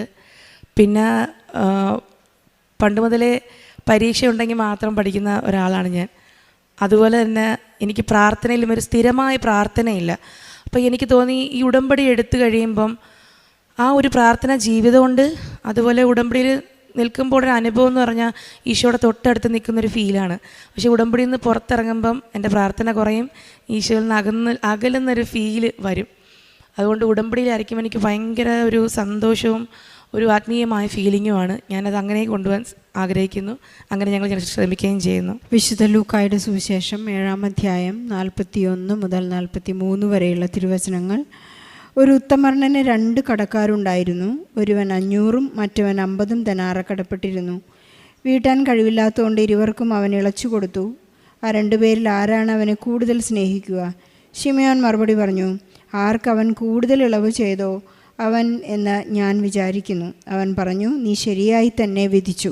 നൈനിയും പ്രവീണും ഇവിടെ വന്ന് ഉടമ്പടിയെടുക്കാനുണ്ടായ ഒരു വലിയ കാരണവും അത് തന്നെയാണ്. അവരുടെ ജീവിതത്തിലുള്ള ഒരു ജീവിതക്രമം ചിട്ടയായത് ഉടമ്പടി ജീവിതത്തിലേക്ക് കടന്നു വന്നപ്പോഴാണെന്ന് നൈനിയും പ്രവീണും ഏറ്റുപറയുകയുണ്ടായി. ഉടമ്പടി ജീവിതം അവരെ വളരെയധികം മാറ്റിമറിച്ചു. ചെറുപ്പകാലത്തിലെ അവർ ശീലിച്ച ഒരുപാട് കാര്യങ്ങൾ പൊടിതട്ടിയെടുത്ത ഉടമ്പടി ജീവിതത്തിലേക്ക് കടന്നു വന്നപ്പോൾ അവരൊരുപാട് കാര്യങ്ങൾ വളരെയധികം യേശുവിലേക്ക് ഉയരുവാനും പരിശുദ്ധ അമ്മ ഞങ്ങൾക്ക് ആരാണെന്നൊക്കെ മനസ്സിലാക്കുവാനും തങ്ങളുടെ ചുറ്റുപാടുമുള്ള UK മക്കൾക്കെല്ലാം പറഞ്ഞു കൊടുക്കുവാനും അവരെ യേശുവിൻ്റെ വലിയ മൂല്യങ്ങളിലേക്കും വിശ്വാസത്തിലേക്കും കൊണ്ടുവരുവാനും അവർക്ക് സാധിച്ചു എന്ന് ഏറ്റുപറയുന്നു. 45 ദിവസത്തിനുള്ളിൽ നിങ്ങൾ ഈ രാജ്യം വിട്ടു പോകണമെന്ന് പെട്ടെന്നൊരു മെയിൽ വന്നപ്പോൾ ഇവരുടെ വിസ തീർന്നു, വിസ എക്സ്പയറി ആയി, നിങ്ങൾക്ക് ഇവിടെ നിന്ന് പെട്ടെന്ന് പോകേണ്ടി വരുമെന്നൊരു വിസ വന്നപ്പോൾ വളരെ വേദനിച്ചുകൊണ്ടാണ് അവർ ഉടമ്പടി ജീവിതം ആരംഭിക്കുന്നത്. ഉടമ്പടിയിൽ അവർ ലൈറ്റ് ക്യാൻഡിൽ പയറിട്ട് പ്രാർത്ഥിച്ച ഉടൻ തന്നെ പരിശുദ്ധ അമ്മയുടെ ഉടൻ പരിഹാരം, പരിശുദ്ധ അമ്മയുടെ ഇടപെടൽ അവർക്കുണ്ടായി. വീണ്ടും ഒരു മെയിൽ ഇവർക്ക് വരുന്നു. അപ്പോളജി അവർ മാപ്പ് ചോദിച്ചുകൊണ്ട് നിങ്ങളുടെ വിസയ്ക്ക് പ്രശ്നങ്ങളൊന്നുമില്ല, നിങ്ങൾക്ക് ഇവിടെ തുടർന്ന് ജീവിക്കാം. അതിലൂടെ അവർക്ക് മനസ്സിലായി ഈശോ ഇൻസെൻറ്റീവായി കൊടുത്ത ഒരു വലിയ ഗിഫ്റ്റായിരുന്നു പരിശുദ്ധ അമ്മയോട് നാം മാധ്യസ്ഥം ഉപേക്ഷിക്കുമ്പോൾ നമ്മുടെ എല്ലാ ജീവിത പ്രശ്നങ്ങൾക്കും പരിഹാരമുണ്ട്. സമയച്ചുരുക്കത്തിൻ്റെ അമ്മ ഈ അൾത്താരയിൽ പ്രത്യക്ഷപ്പെട്ട് പറഞ്ഞത് ദുരന്തമുണ്ടാകാൻ പോകുന്നു, പ്രാർത്ഥിക്കുക എന്നുള്ളതാണ്. നമ്മുടെ ജീവിതത്തിലുണ്ടാകുന്ന എല്ലാ ദുരന്തങ്ങളിലും അമ്മ നമ്മെ സഹായിക്കുമെന്നുള്ള ഒരു വലിയ വാഗ്ദാനമാണ് ഈശോയിൽ നിന്ന് നമുക്ക് നേടിത്തരുന്നത്. പ്രവീണിൻ്റെയും നൈനിയുടെയും ജീവിതത്തിലുണ്ടായ എല്ലാ ഫിനാൻഷ്യൽ ക്രൈസിസിനെ കുറിച്ച് അവർ പറയുകയുണ്ടായി. കടത്തിൽ അവർ കയത്തോളം കടം മുങ്ങി നിൽക്കുമ്പോഴാണ് അവർ പരിശുദ്ധ അമ്മയോട് മാധ്യസ്ഥം ഉപേക്ഷിച്ച് പ്രാർത്ഥിക്കുന്നത്. അവരുടെ ബാങ്ക് ലോൺ, അവരുടെ സ്വർണത്തിൻ്റെ ലോൺ, ഇങ്ങനെ ഒരുപാട് വളരെ സങ്കടപ്പെട്ട അവസ്ഥയിൽ പരിശുദ്ധ അമ്മ തന്നെ അവർക്ക് മാർഗദർശിയായി ചെയ്തു കൊടുത്ത ഒരു അഭിഭാഷികയായി അവരെ പറഞ്ഞു പഠിപ്പിച്ച ഒരു കാര്യമാണ്, നീ ചെയ്യാനുള്ളത് നിൻ്റെ ദശാംശം കൃത്യമായി കൊടുക്കുക എന്നുള്ളതാണ്. ഈശോ നമുക്കറിയാം, ഈശോ പത്രോസിനോട് പറയുന്നുണ്ട്, നമുക്ക് നീതി കൊടുക്കേണ്ടതാണ്. അതുകൊണ്ട് നീ കടലിൽ പോയി ചൂണ്ടയിട്ട് ഒരു മീൻ പിടിച്ച് അതിൽ നിന്ന് കിട്ടുന്ന ഒരു നാണയത്തിൽ നിന്ന് എനിക്കും നിനക്കുമുള്ള നികുതി കൊടുക്കുക. സീസറിനുള്ളത് സീസറിനും ദൈവത്തിനുള്ളത് ദൈവത്തിനും കൊടുക്കുക എന്ന് ഈശോ നമ്മെ പഠിപ്പിക്കുന്നുണ്ട്. ഇവരത് കൃത്യമായി ജീവിതത്തിൽ സുവിശേഷത്തിലൂടെ ജീവിക്കുകയായിരുന്നു. ആ ദശാംശം കൃത്യമായി അവർ മാറ്റി, തങ്ങൾക്കുള്ളത് കഴിഞ്ഞ് ബാക്കിയുള്ളതല്ല, തങ്ങളിൽ നിന്ന് എല്ലാം തന്നെ കൃത്യമായി എനിക്ക് എന്ത് കിട്ടുന്നു അതിൻ്റെ ദശാംശം കൃത്യമായി ഈശോയ്ക്ക് കൊടുക്കാൻ, ദൈവത്തിനുള്ളത് കൊടുക്കാൻ അവർ തുടങ്ങിയപ്പോഴാണ് അവരുടെ ജീവിതത്തിലെ വലിയ അവരുടെ സിവിൽ സ്കോർ, ക്രെഡിറ്റ് സ്കോർ അവർ ഉയരാൻ തുടങ്ങിയെന്നവർ സാക്ഷ്യപ്പെടുത്തുകയാണ്. നമ്മുടെ ജീവിതത്തിലെ എല്ലാ ആധ്യാത്മികമായ എല്ലാ സിവിൽ സ്കോറും നമുക്കൊന്ന് പരിശോധിക്കേണ്ട സമയമാണെന്നോ ഓരോ സാക്ഷ്യങ്ങൾ കേൾക്കുമ്പോഴും എനിക്കുള്ളത് കഴിഞ്ഞ് എൻ്റെ എല്ലാ എക്സ്പെൻഡിച്ചറും കഴിഞ്ഞ് എൻ്റെ എല്ലാ സൗകര്യങ്ങളും കിട്ടിക്കഴിയുമ്പോഴാണോ ഞാൻ പ്രാർത്ഥിക്കേണ്ടത്, ഞാൻ മറ്റുള്ളവർക്ക് വേണ്ടി മധ്യസ്ഥ പ്രാർത്ഥന ചെയ്യേണ്ടത് എന്നൊക്കെ പരിശോധിക്കേണ്ട, മാറ്റുരച്ച് നോക്കേണ്ട വിശ്വസ്തതയുടെ ഒരു സമയം കൂടിയാണ് ഉടമ്പടി എന്ന് പറയുന്നത്. നമുക്ക് വളരെ വിശ്വസ്തരായിരിക്കാം. ഫരിസേയരെ കുറിച്ച് ഈശോ പറയുന്നത് ഇങ്ങനെയാണ്, നിങ്ങൾ ചതകുപ്പ ജീരകം എന്നിവയ്ക്ക് നിങ്ങൾ ദശാംശം കൊടുക്കുന്നു, എന്നാൽ ദൈവത്തിൻ്റെ നീതിയും കരുണയും നിങ്ങൾ അവഗണിക്കുന്നു. ഏതാണ് നമുക്കുള്ള ആ ദശാംശം എന്ന് നമുക്ക് ചിന്തിക്കാം. ഇവരുടെ ജീവിതത്തിലേക്ക് ഈശോ കടന്നു വന്നപ്പോൾ പരിശുദ്ധ അമ്മ അവരെ സഹായിച്ചത് അവരുടെ ജീവിതത്തെ തിട്ടപ്പെടുത്താനാണ്. സമയച്ചുരുക്കത്തിൻ്റെ അമ്മ എല്ലാം കൃത്യമായി ഇവരെ പഠിപ്പിക്കുകയും കൈപിടിച്ചുകൊണ്ട് ഇവരെ ഈശോയുടെ അടുത്തേക്ക് നയിച്ച് ഈശോയെ സ്വീകരിക്കുമ്പോഴെല്ലാം കണ്ണു നിറയുന്ന എൻ്റെ ഈശോ എന്നെ ഇത്രമാത്രം സ്നേഹിക്കുന്നു, എനിക്ക് വേണ്ടി മരിച്ച ഈശോ ഇത്രമാത്രം ഒരു വലിയവനായിരുന്നു, ഞാൻ ആ വലിയവനായ മഹാനായ ഈശോയെയാണല്ലോ ഞാൻ എൻ്റെ ഉള്ളിൽ സ്വീകരിക്കുന്നത് എന്നുള്ള വലിയ ബോധ്യങ്ങളിലേക്ക് നൈനയും പ്രവീണും കടന്നു വന്ന ഉടമ്പടിയിലൂടെയാണ്. നമുക്ക് ഉടമ്പടിയിൽ വിശ്വസ്തരായിരിക്കാം. പ്രവാസികളായി കഴിയുന്ന എല്ലാ മക്കൾക്കും അവരുടെ ഫിനാൻഷ്യൽ ക്രൈസിസ് ഉള്ള എല്ലാ ജീവിതാവസ്ഥകളെയും, അവർക്ക് അവിടെ വിസയുടെ പ്രശ്നങ്ങളുണ്ടാകാം, അവരുടെ ജീവിതത്തിൻ്റെ പ്രശ്നങ്ങൾ, അവർക്ക് മറ്റുള്ളവരുമായി കമ്മ്യൂണിക്കേറ്റ് ചെയ്യാൻ സാധിക്കാത്ത പ്രശ്നങ്ങൾ, എല്ലാത്തിനെയും നമുക്ക് ഈ സാക്ഷ്യത്തോട് ചേർത്ത് വെച്ച് പ്രവീണും നയനിക്കും കിട്ടിയ എല്ലാ അനുഗ്രഹങ്ങൾക്കും നന്മകൾക്കും ഈശോയ്ക്കും പരിശുദ്ധ അമ്മയ്ക്കും നല്ലൊരു കയ്യടി നൽകി ഈ സാക്ഷ്യം നമുക്ക് എൻ്റെ പേര് സിന്ധു ജോൺ. ഞാൻ വാടി ഇടവകയിൽ നിന്ന് വരുന്നു, കൊല്ലം രൂപത. ആദ്യമായി ഞാൻ പറയുന്നത്, പരിശുദ്ധ അമ്മ ജീവനോടെ പ്രത്യക്ഷപ്പെട്ട ഈ അൾത്താരയിൽ എന്നെയും എൻ്റെ കുടുംബത്തിനെയും പ്രത്യക്ഷണത്തിൻ്റെ സാക്ഷിയാക്കി മാറ്റിയതിന് നന്ദി പറയുന്നു ഈശോയ്ക്കും മാതാവിനും. ഞാൻ ആദ്യമായി പറയുന്നത്, എൻ്റെ ജീവിത പങ്കാളിക്ക് ജോലിയുടെ കാര്യത്തിൽ തടസ്സമുണ്ടായിരുന്നു. 8 മാസത്തോളം ജോലിയില്ലാതെ കിടന്ന് കഷ്ടപ്പെട്ട് പലതവണ ഞങ്ങൾ പലയിടത്തും ജോലിക്ക് ശ്രമിച്ചിട്ടും നടന്നില്ല, വിദേശത്ത് പോകാൻ ശ്രമിച്ചിട്ടും നടന്നില്ല. അവസാനം നിന്ന ജോലി വർക്ക്ഷോപ്പ് പൂട്ടിക്കെട്ടുകയും ചെയ്ത് പണിയില്ലാതെ. പിന്നെ ഞങ്ങളൊന്നും ചെയ്യാൻ വഴിയില്ലാതിരുന്നപ്പോൾ വിഷമിച്ചിരുന്നപ്പോൾ എൻ്റെ അച്ഛൻ തന്നെ പറഞ്ഞ്, നമുക്ക് മാതാവിൻ്റെ അടുത്തൊന്ന് പോകാം, അവിടെ ചെന്ന് കഴിയുമ്പോൾ നമുക്കെല്ലാം ശരിയാവുമെന്ന്. അങ്ങനെ ഞങ്ങൾ രണ്ടുപേരും കൂടെ മാതാവിൻ്റെ അടുത്ത് വന്ന് ഈ തിരുനടയിൽ വന്ന് ഇറങ്ങിയപ്പോഴത്തേന് ആ വർക്ക്ഷോപ്പിൽ നിന്ന് ഫോൺ വന്ന്, ജോലിയുണ്ട് ജോണേ വരണേന്നും പറഞ്ഞ്. അപ്പോൾ അച്ഛൻ പറഞ്ഞ്, ഞാൻ മാതാവിൻ്റെ അടുത്തിരിക്കുക, എനിക്ക് 2 ദിവസം കഴിഞ്ഞിട്ടേ വരാൻ പറ്റത്തുള്ളൂ. ഞങ്ങൾ പിറ്റേ ദിവസം അച്ഛൻ വീട്ടിൽ ചെന്ന് ജോലിക്ക് പോയായിരുന്നു. ജോലിക്ക് ചെന്ന് 2 ദിവസമേ ജോലി ഉണ്ടായിരുന്നുള്ളൂ. തിരിച്ച് പറഞ്ഞ് ഇനി പണിയില്ല, ഉള്ളപ്പോൾ വിളിക്കാമെന്ന് പറഞ്ഞ്. അപ്പോൾ ഇതുപോലെയായിരുന്നു പലതവണയും പറഞ്ഞിട്ട് പൂട്ടിയിട്ടിരുന്നത്. അപ്പോൾ ഇവിടെ നിന്ന് ഞാൻ ഇത്തിരി ഉടമ്പടി ഉപ്പും പരിശുദ്ധമ്മ പ്രത്യക്ഷപ്പെട്ട മണ്ണും ഒക്കെ ആയിട്ടാണ് ഞാൻ ഇവിടുന്ന് വീട്ടിൽ പോയത്. പിറ്റേ ദിവസം അച്ഛൻ പറഞ്ഞപ്പോൾ ഞാൻ ഇവിടുന്ന് കൊണ്ടുപോയ മണ്ണും ഉപ്പും വിശ്വാസ പ്രമാണം ചൊല്ലി മിക്സ് ചെയ്ത് അച്ഛൻ്റെ അടുത്ത് കൊടുത്തിട്ട് പറഞ്ഞു, അച്ഛൻ പോയി വർക്ക്ഷോപ്പിൻ്റെ 4 വശവും ഈ ഉപ്പിട്, പിറ്റേ ദിവസം തൊട്ട് അച്ഛന് ജോലി കിട്ടും, ഒരു കുഴപ്പം ഉണ്ടാകത്തില്ല എന്ന് പറഞ്ഞ്, പരിശുദ്ധമ്മ ജോലി തരുമെന്ന് പറഞ്ഞ്. അങ്ങനെ അച്ഛൻ ആ ഉപ്പുമായിട്ട് പോയി വർക്ക്ഷോപ്പിൻ്റെ 4 വശം ഉപ്പിട്ട്. പിറ്റേ ദിവസം വർക്ക്ഷോപ്പിലെ മുതലാളി വിളിച്ചിട്ട് പറഞ്ഞു, ജോണേ പണിയുണ്ട് വരണേന്ന്. ആ ജോലി ഇന്ന് വരെ 8 മാസമായിപ്പോൾ 6 മാസമായി ഞാൻ ഉടമ്പടി പുതുക്കിയിട്ട് ഇന്ന് വരെ ആ ജോലി അച്ഛനെ നഷ്ടപ്പെട്ടിട്ടില്ല. 250 രൂപ ശമ്പളം കൂട്ടിക്കൊടുത്ത് ഇന്നേത് വരെ ആ ജോലി നഷ്ടപ്പെടാതെ എല്ലാ ദിവസവും ജോലി കൊണ്ട് പോകുന്നുണ്ട്. രണ്ടാമത് എൻ്റെ ഇളയ മകന് വേണ്ടിയാണ്. ഇളയ മകൻ അൾത്താരയിൽ ശുശ്രൂഷ ചെയ്യുന്ന മകനാണ്. അവൻ എല്ലാ കാര്യങ്ങൾക്കും അവിടെ നിന്ന് അച്ഛനോ കൈക്കാരനോ വിളിച്ചാൽ ഓടിപ്പോവും. ലീവുള്ള സമയത്ത് അവൻ ഇവിടെ നിന്നല്ല പഠിക്കുന്നത്, എറണാകുളത്ത് നിന്നാണ്. അവൻ എറണാകുളത്ത് നിന്ന് വരുമ്പം വിളിച്ചാൽ ഉടനെ ഓടിപ്പോവും. ഇവിടെ ഉണ്ടായിരുന്ന സമയത്ത് ഏതൊരു അൾത്താരയിലായിരുന്നു. അപ്പോൾ ഇവിടെ ലീവിന് വന്ന സമയത്ത് അവിടുന്ന് കൈക്കാരൻ വിളിച്ചിട്ട് പറഞ്ഞ് ആദർശവർണ്ണം വരണേന്ന് പറഞ്ഞ്, അങ്ങനെ ആദർശമോൻ വരണേന്ന് പറഞ്ഞിട്ട് മോൻ ചെന്നപ്പോൾ പറഞ്ഞ് പുകയ്ക്കാനുള്ള കരി എടുക്കാനായിട്ട് മേളിലൊന്ന് കയറണേന്ന് പറഞ്ഞ് ഇവ സ്റ്റെപ്പ് കയറി മേളിലോട്ട് പോയപ്പോൾ കാലൊന്ന് പെട്ടെന്ന് മടങ്ങി. പക്ഷേ ഇയാൾ അത് കാര്യമാക്കാതെ തിരിച്ച് താഴെ വന്നിട്ട് കരിയൊക്കെ എടുത്ത് കൊടുത്തിട്ട് താഴെ വന്ന് പിള്ളേരുമായിട്ട് പോയി പന്ത് കളിച്ചപ്പോൾ ഇയാൾക്ക് ഭയങ്കരമായ വേദന വന്ന് അവിടെ വെച്ച് കളി നിർത്തി വീട്ടിൽ വന്ന് എൻ്റെ അടുത്ത് പറഞ്ഞ്, അന്നൊന്നും പറഞ്ഞില്ല. പിറ്റേ ദിവസം എന്നോട് പറഞ്ഞു, അമ്മ എൻ്റെ കാലിന് ഭയങ്കര വേദനയുണ്ട്, ഞാൻ പന്ത് കളിച്ചപ്പോൾ വന്നത്. അപ്പം ഞാൻ പന്ത് കളിച്ചപ്പോൾ അന്നേരം എൻ്റെ അടുത്ത് പറഞ്ഞു ഇങ്ങനെ മേളിൽ കയറിയപ്പോൾ ഇങ്ങനെ സംഭവിച്ചു, അത് കഴിഞ്ഞ് ഞാൻ താഴെ വന്ന് പന്ത് കളിച്ചായിരുന്നു, അങ്ങനെ സംഭവിച്ചതാണ്. അപ്പം ഞാൻ പറഞ്ഞു, അങ്ങനെ ഞാൻ അതിൻ്റെ പിറ്റേന്ന് ടോക്കൺ ബുക്ക് ചെയ്ത് ഡോക്ടറിനെ പോയി കാണിച്ച്. അപ്പോൾ ഡോക്ടർ പറഞ്ഞു അത് മസിൽ പെയിൻ ആയതിൻ്റെയാണ്, വേറെ കുഴപ്പമൊന്നുമില്ല, ഒരാഴ്ചത്തെ ഗുളികയും തന്ന് പറഞ്ഞു വിട്ട്. അപ്പോൾ ആ ആഴ്ചയിൽ തന്നെ മോന് തിരിച്ചു പോകണമായിരുന്നു. അങ്ങനെ മോൻ തിരിച്ചു പോയി ഒരാഴ്ച. അപ്പോൾ ഇവർ ഹോസ്റ്റലിൽ നിൽക്കുമ്പോൾ സ്റ്റെപ്പ് കയറിയാണ് എടുക്കുകയും ചെയ്യുന്നത്. ഇയാൾ ഒരാഴ്ച കഴിഞ്ഞപ്പോൾ എന്നെ വിളിച്ചിട്ട്, അമ്മ എനിക്ക് വേദന കൂടുന്നുണ്ട്, കാലിന് എന്തോ ഒരു ബുദ്ധിമുട്ട് അനുഭവപ്പെടുന്നുണ്ടെന്ന് പറഞ്ഞു. ഞാൻ പറഞ്ഞു, മോനൊരു കാര്യം ചെയ്യും, ലീവ് ഉണ്ടല്ലേ, എക്സാം വരെയല്ലേ, ലീവ് ഉണ്ടല്ലേ, മോൻ മിസ്സിനോട് പറഞ്ഞിട്ട് കയറി വരാൻ പറഞ്ഞു. അപ്പോൾ പറഞ്ഞു ഒരാഴ്ചയും കൂടെ നോക്കട്ടെ എന്ന് പറഞ്ഞ്. 2 ആഴ്ച ആയപ്പോഴത്തേക്ക് തിരിച്ചാൾ വന്നിട്ട് എന്നോട് രഹസ്യമായിട്ട് പറഞ്ഞമ്മ എൻ്റെ കാലിൻ്റെ ലിഗമെൻറ്റ് പൊട്ടിയിട്ടുണ്ടോ എന്ന് എനിക്കൊരു സംശയമുണ്ട്, അമ്മ നമുക്ക് ഡോക്ടറെ ഒന്ന് കാണിക്കാമെന്ന്. അപ്പം ഞാൻ ഭർത്താവിനോട് പറഞ്ഞു, അച്ഛാ ഇങ്ങനെ ഒരു സംഭവം ഉണ്ട്, മോനിങ്ങനെ പറഞ്ഞ്. അപ്പോൾ പറഞ്ഞു നീ ഒരു കാര്യം ചെയ്ത് കൊണ്ടുപോയി കാണിച്ച ഡോക്ടറെ തന്നെ കാണിക്കുക. അങ്ങനെ കൊണ്ടുവന്നപ്പോൾ ഡോക്ടർ പറഞ്ഞു കുഴപ്പമൊന്നും ഇല്ലെന്നല്ലേ പറഞ്ഞത്, അവന് മസിൽ പെയിനാണ്. അപ്പം ഞങ്ങൾ അങ്ങോട്ട് ഡോക്ടറിന് പറഞ്ഞു, ഡോക്ടറെ നമുക്കൊന്ന് സ്കാൻ ചെയ്ത് നോക്കാം, കാരണം ഞങ്ങൾക്കൊരു സംശയമുണ്ട്, കാലിനൊരു ഏന്തുള്ളത് കണക്ക് തോന്നുന്നു നടക്കുമ്പം. അപ്പോൾ ഡോക്ടർ വെച്ചാൽ എന്താ പറ്റിയത്? ഞാൻ പറഞ്ഞു എന്തോ എൻ്റെ മോന് നടക്കുമ്പോൾ കാലിനൊരു ഏന്തുണ്ട്, എന്താണെന്ന് അറിയത്തില്ല എന്ന് പറഞ്ഞു.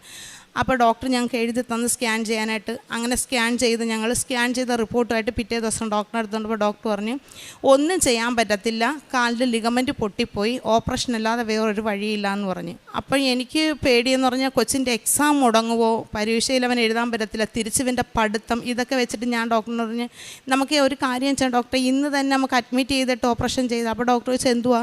ഞാൻ പറയും ഇങ്ങനെ കാലിനോ, നിങ്ങൾക്ക് എന്തറിഞ്ഞിട്ടാണ് നിങ്ങൾ പറയുന്നത്? ഇത് 6 മാസം ഫുൾ ബെഡ് റെസ്റ്റ് എടുത്ത് ചെയ്യേണ്ട ഓപ്പറേഷനാണ്, കിടക്കേണ്ടതാണ്. ചെയ്ത് കഴിഞ്ഞാൽ ഈ കൊച്ചിന് പെട്ടെന്ന് എഴുന്നേറ്റൊന്നും ചെയ്യാനോ എടുക്കാനൊന്നും പറ്റത്തില്ല. 6 മാസം കഴിഞ്ഞാൽ പോലും തന്നെ അവന് ചെറിയ കാര്യങ്ങളെ ചെയ്യാൻ പറ്റൂ, വേറെയുള്ള കാര്യങ്ങളൊന്നും ഓടിച്ചാടി ചെയ്യാൻ പറ്റത്തില്ല. അതുകൊണ്ട് ഇപ്പോൾ ഒന്നും ചെയ്യാൻ പറ്റത്തില്ല, നിങ്ങൾ എക്സാം കഴിഞ്ഞിട്ട് വന്ന് അഡ്മിറ്റ് ആവാൻ പറഞ്ഞു. അങ്ങനെ ഞങ്ങൾ 28-ാം തീയതിന് ഡേറ്റ് എഴുതിയിട്ടിട്ട് തിരിച്ചു വന്ന്. എക്സാം കഴിഞ്ഞ പിറ്റേന്ന് 2 ദിവസം കഴിഞ്ഞപ്പോൾ ഞാനിവിടെ വന്ന് അച്ഛനെ ടോക്കൺ എടുത്ത് അച്ഛനെ കാണിച്ച് ജോസഫച്ചൻ മോനെ പ്രാർത്ഥിച്ച് കുരിശ് വരച്ച് സേത്ത് പൂശി വിട്ടു മോനെ. ഞാൻ വീട്ടിൽ ചെന്ന അന്ന് വൈകുന്നേരം ആയപ്പോഴത്തേക്ക് വെളിയിലൊരു സൗണ്ട് കേൾക്കുന്നുണ്ട്. ഞാൻ പെട്ടെന്ന് ഓടിച്ചെന്നപ്പോഴത്തേക്ക് 2 മഴവില്ല് മേളിൽ നിറഞ്ഞു, എൻ്റെ വീട്ടിൻ്റെ ഫ്രണ്ടിൽ 2 മഴവില്ല്. അപ്പം ഞാൻ പറഞ്ഞു എൻ്റെ മകനെ മാതാവ് തൊട്ടിട്ടുണ്ടെന്ന് തോന്നുന്നു, അതുകൊണ്ടായിരിക്കും എൻ്റെ മകൻ മാതാവിൻ്റെ സന്ദേശം എനിക്ക് കിട്ടിയത്. അന്ന് രാത്രി അപ്പോൾ എനിക്ക് പിറ്റേ ദിവസമായപ്പോൾ എനിക്ക് പനിയായി. ഞാൻ പനിയുടെ മരുന്നും കഴിച്ച് ഞാൻ ഒരു ഉച്ചയ്ക്ക് കിടന്ന് ഉറങ്ങുമ്പോൾ പിറ്റേ ദിവസം ഉറങ്ങുമ്പോഴത്തേക്ക് ഞാൻ കാണുന്നത് ഞങ്ങളുടെ വാടിപ്പള്ളി ഇടവകയിൽ ആരാധന നടക്കുന്നു, ഭയങ്കരമായ സ്തുതിപ്പ് ആരാധന. അപ്പം ഞാൻ അവിടെ നിന്ന് സ്തുതിച്ച് പ്രാർത്ഥിക്കുമ്പോഴത്തേക്ക് പള്ളിയുടെ സൈഡിലൂടെ ഒരു പുഴ ഒഴുകിപ്പോകുന്നു. ആ പുഴയുടെ സൈഡിലൂടെ അച്ഛൻ നടന്നു വരുന്നതാണ് ഞാൻ കാണുന്നത്. അപ്പം ഞാൻ തിരിഞ്ഞു നോക്കിയപ്പോൾ അച്ഛനെ കണ്ട്. ഞാൻ ഓടി ചെന്നിട്ട് പറഞ്ഞു അച്ഛാ എൻ്റെ മകൻ ഇങ്ങനെ വയ്യ. അപ്പം അച്ഛൻ എൻ്റെ തോളിൽ തട്ടിയിട്ട് പറഞ്ഞു മോള് വിഷമിക്കേണ്ട, എല്ലാം മാതാവ് ഏറ്റെടുത്തിട്ടുണ്ടെന്ന് പറഞ്ഞു. ഞാൻ അത് കേട്ടപ്പോൾ പെട്ടെന്ന് എൻ്റെ മോൻ വന്ന് വിളിച്ച് അമ്മ സമയം 2 മണി, അമ്മ ജപമാല ചൊല്ല എഴുന്നേൽക്കുന്നില്ലയോ? ഞാൻ പറഞ്ഞു ആ എഴുന്നേക്കും. അപ്പം ഞാൻ ഇങ്ങനെ ആലോചിക്കും, ഞാനിപ്പോൾ അച്ഛനെയല്ലേ സ്വപ്നം കണ്ടത്? ഞാൻ ഇവരോട് അന്നേരം പറഞ്ഞില്ല. ഞാൻ വൈകുന്നേരം രാത്രി കൊന്തയൊക്കെ കഴിഞ്ഞപ്പോഴത്തേക്ക് ഞാൻ മക്കളോട് പറഞ്ഞു അപ്പം ഞാൻ ഇങ്ങനൊരു സ്വപ്നം കണ്ട് എൻ്റെ മോന് സുഖം കൊടുക്കും മാതാവ്, കാരണം അച്ഛനെയല്ലേ ഞാൻ കണ്ടേന്ന് പറഞ്ഞു. അത് കഴിഞ്ഞ് വീണ്ടും ഒരു 3 ദിവസം കഴിഞ്ഞപ്പോൾ വീണ്ടും ഞാൻ സ്വപ്നം കാണുന്ന അച്ഛൻ എൻ്റെ വീട്ടിൽ പ്രാർത്ഥിക്കാൻ വന്നിരിക്കുന്നത്. അതും ഒരു ഇത്തിരി നേരം ഞാൻ കണ്ടോളൂ. അച്ഛൻ വന്നുകൊണ്ട് പറഞ്ഞു മോളെ നിങ്ങളുടെ വീട്ടിൽ ഞാൻ പ്രാർത്ഥിക്കാൻ വന്നതാണ്, പെട്ടെന്ന് എന്ന് പറഞ്ഞു. അച്ഛൻ കയറെന്ന് പറയുന്നതിനെ കൊണ്ട് പെട്ടെന്ന് എന്നെ ആരോ വന്ന് വിളിച്ചുണർത്തി ഞാൻ അങ്ങ് എഴുന്നേറ്റ്. ഇതെല്ലാം ഉറക്കത്തിൽ ഞാൻ കാണുന്നതാണ്. അപ്പോൾ എനിക്ക് മനസ്സിലാവുന്നില്ല എന്താണെന്ന്. പിന്നെ ഞാൻ വിചാരിച്ചു എന്തായാലും എക്സാം കഴിയുമ്പോൾ കൊണ്ടുപോകണമല്ലോ.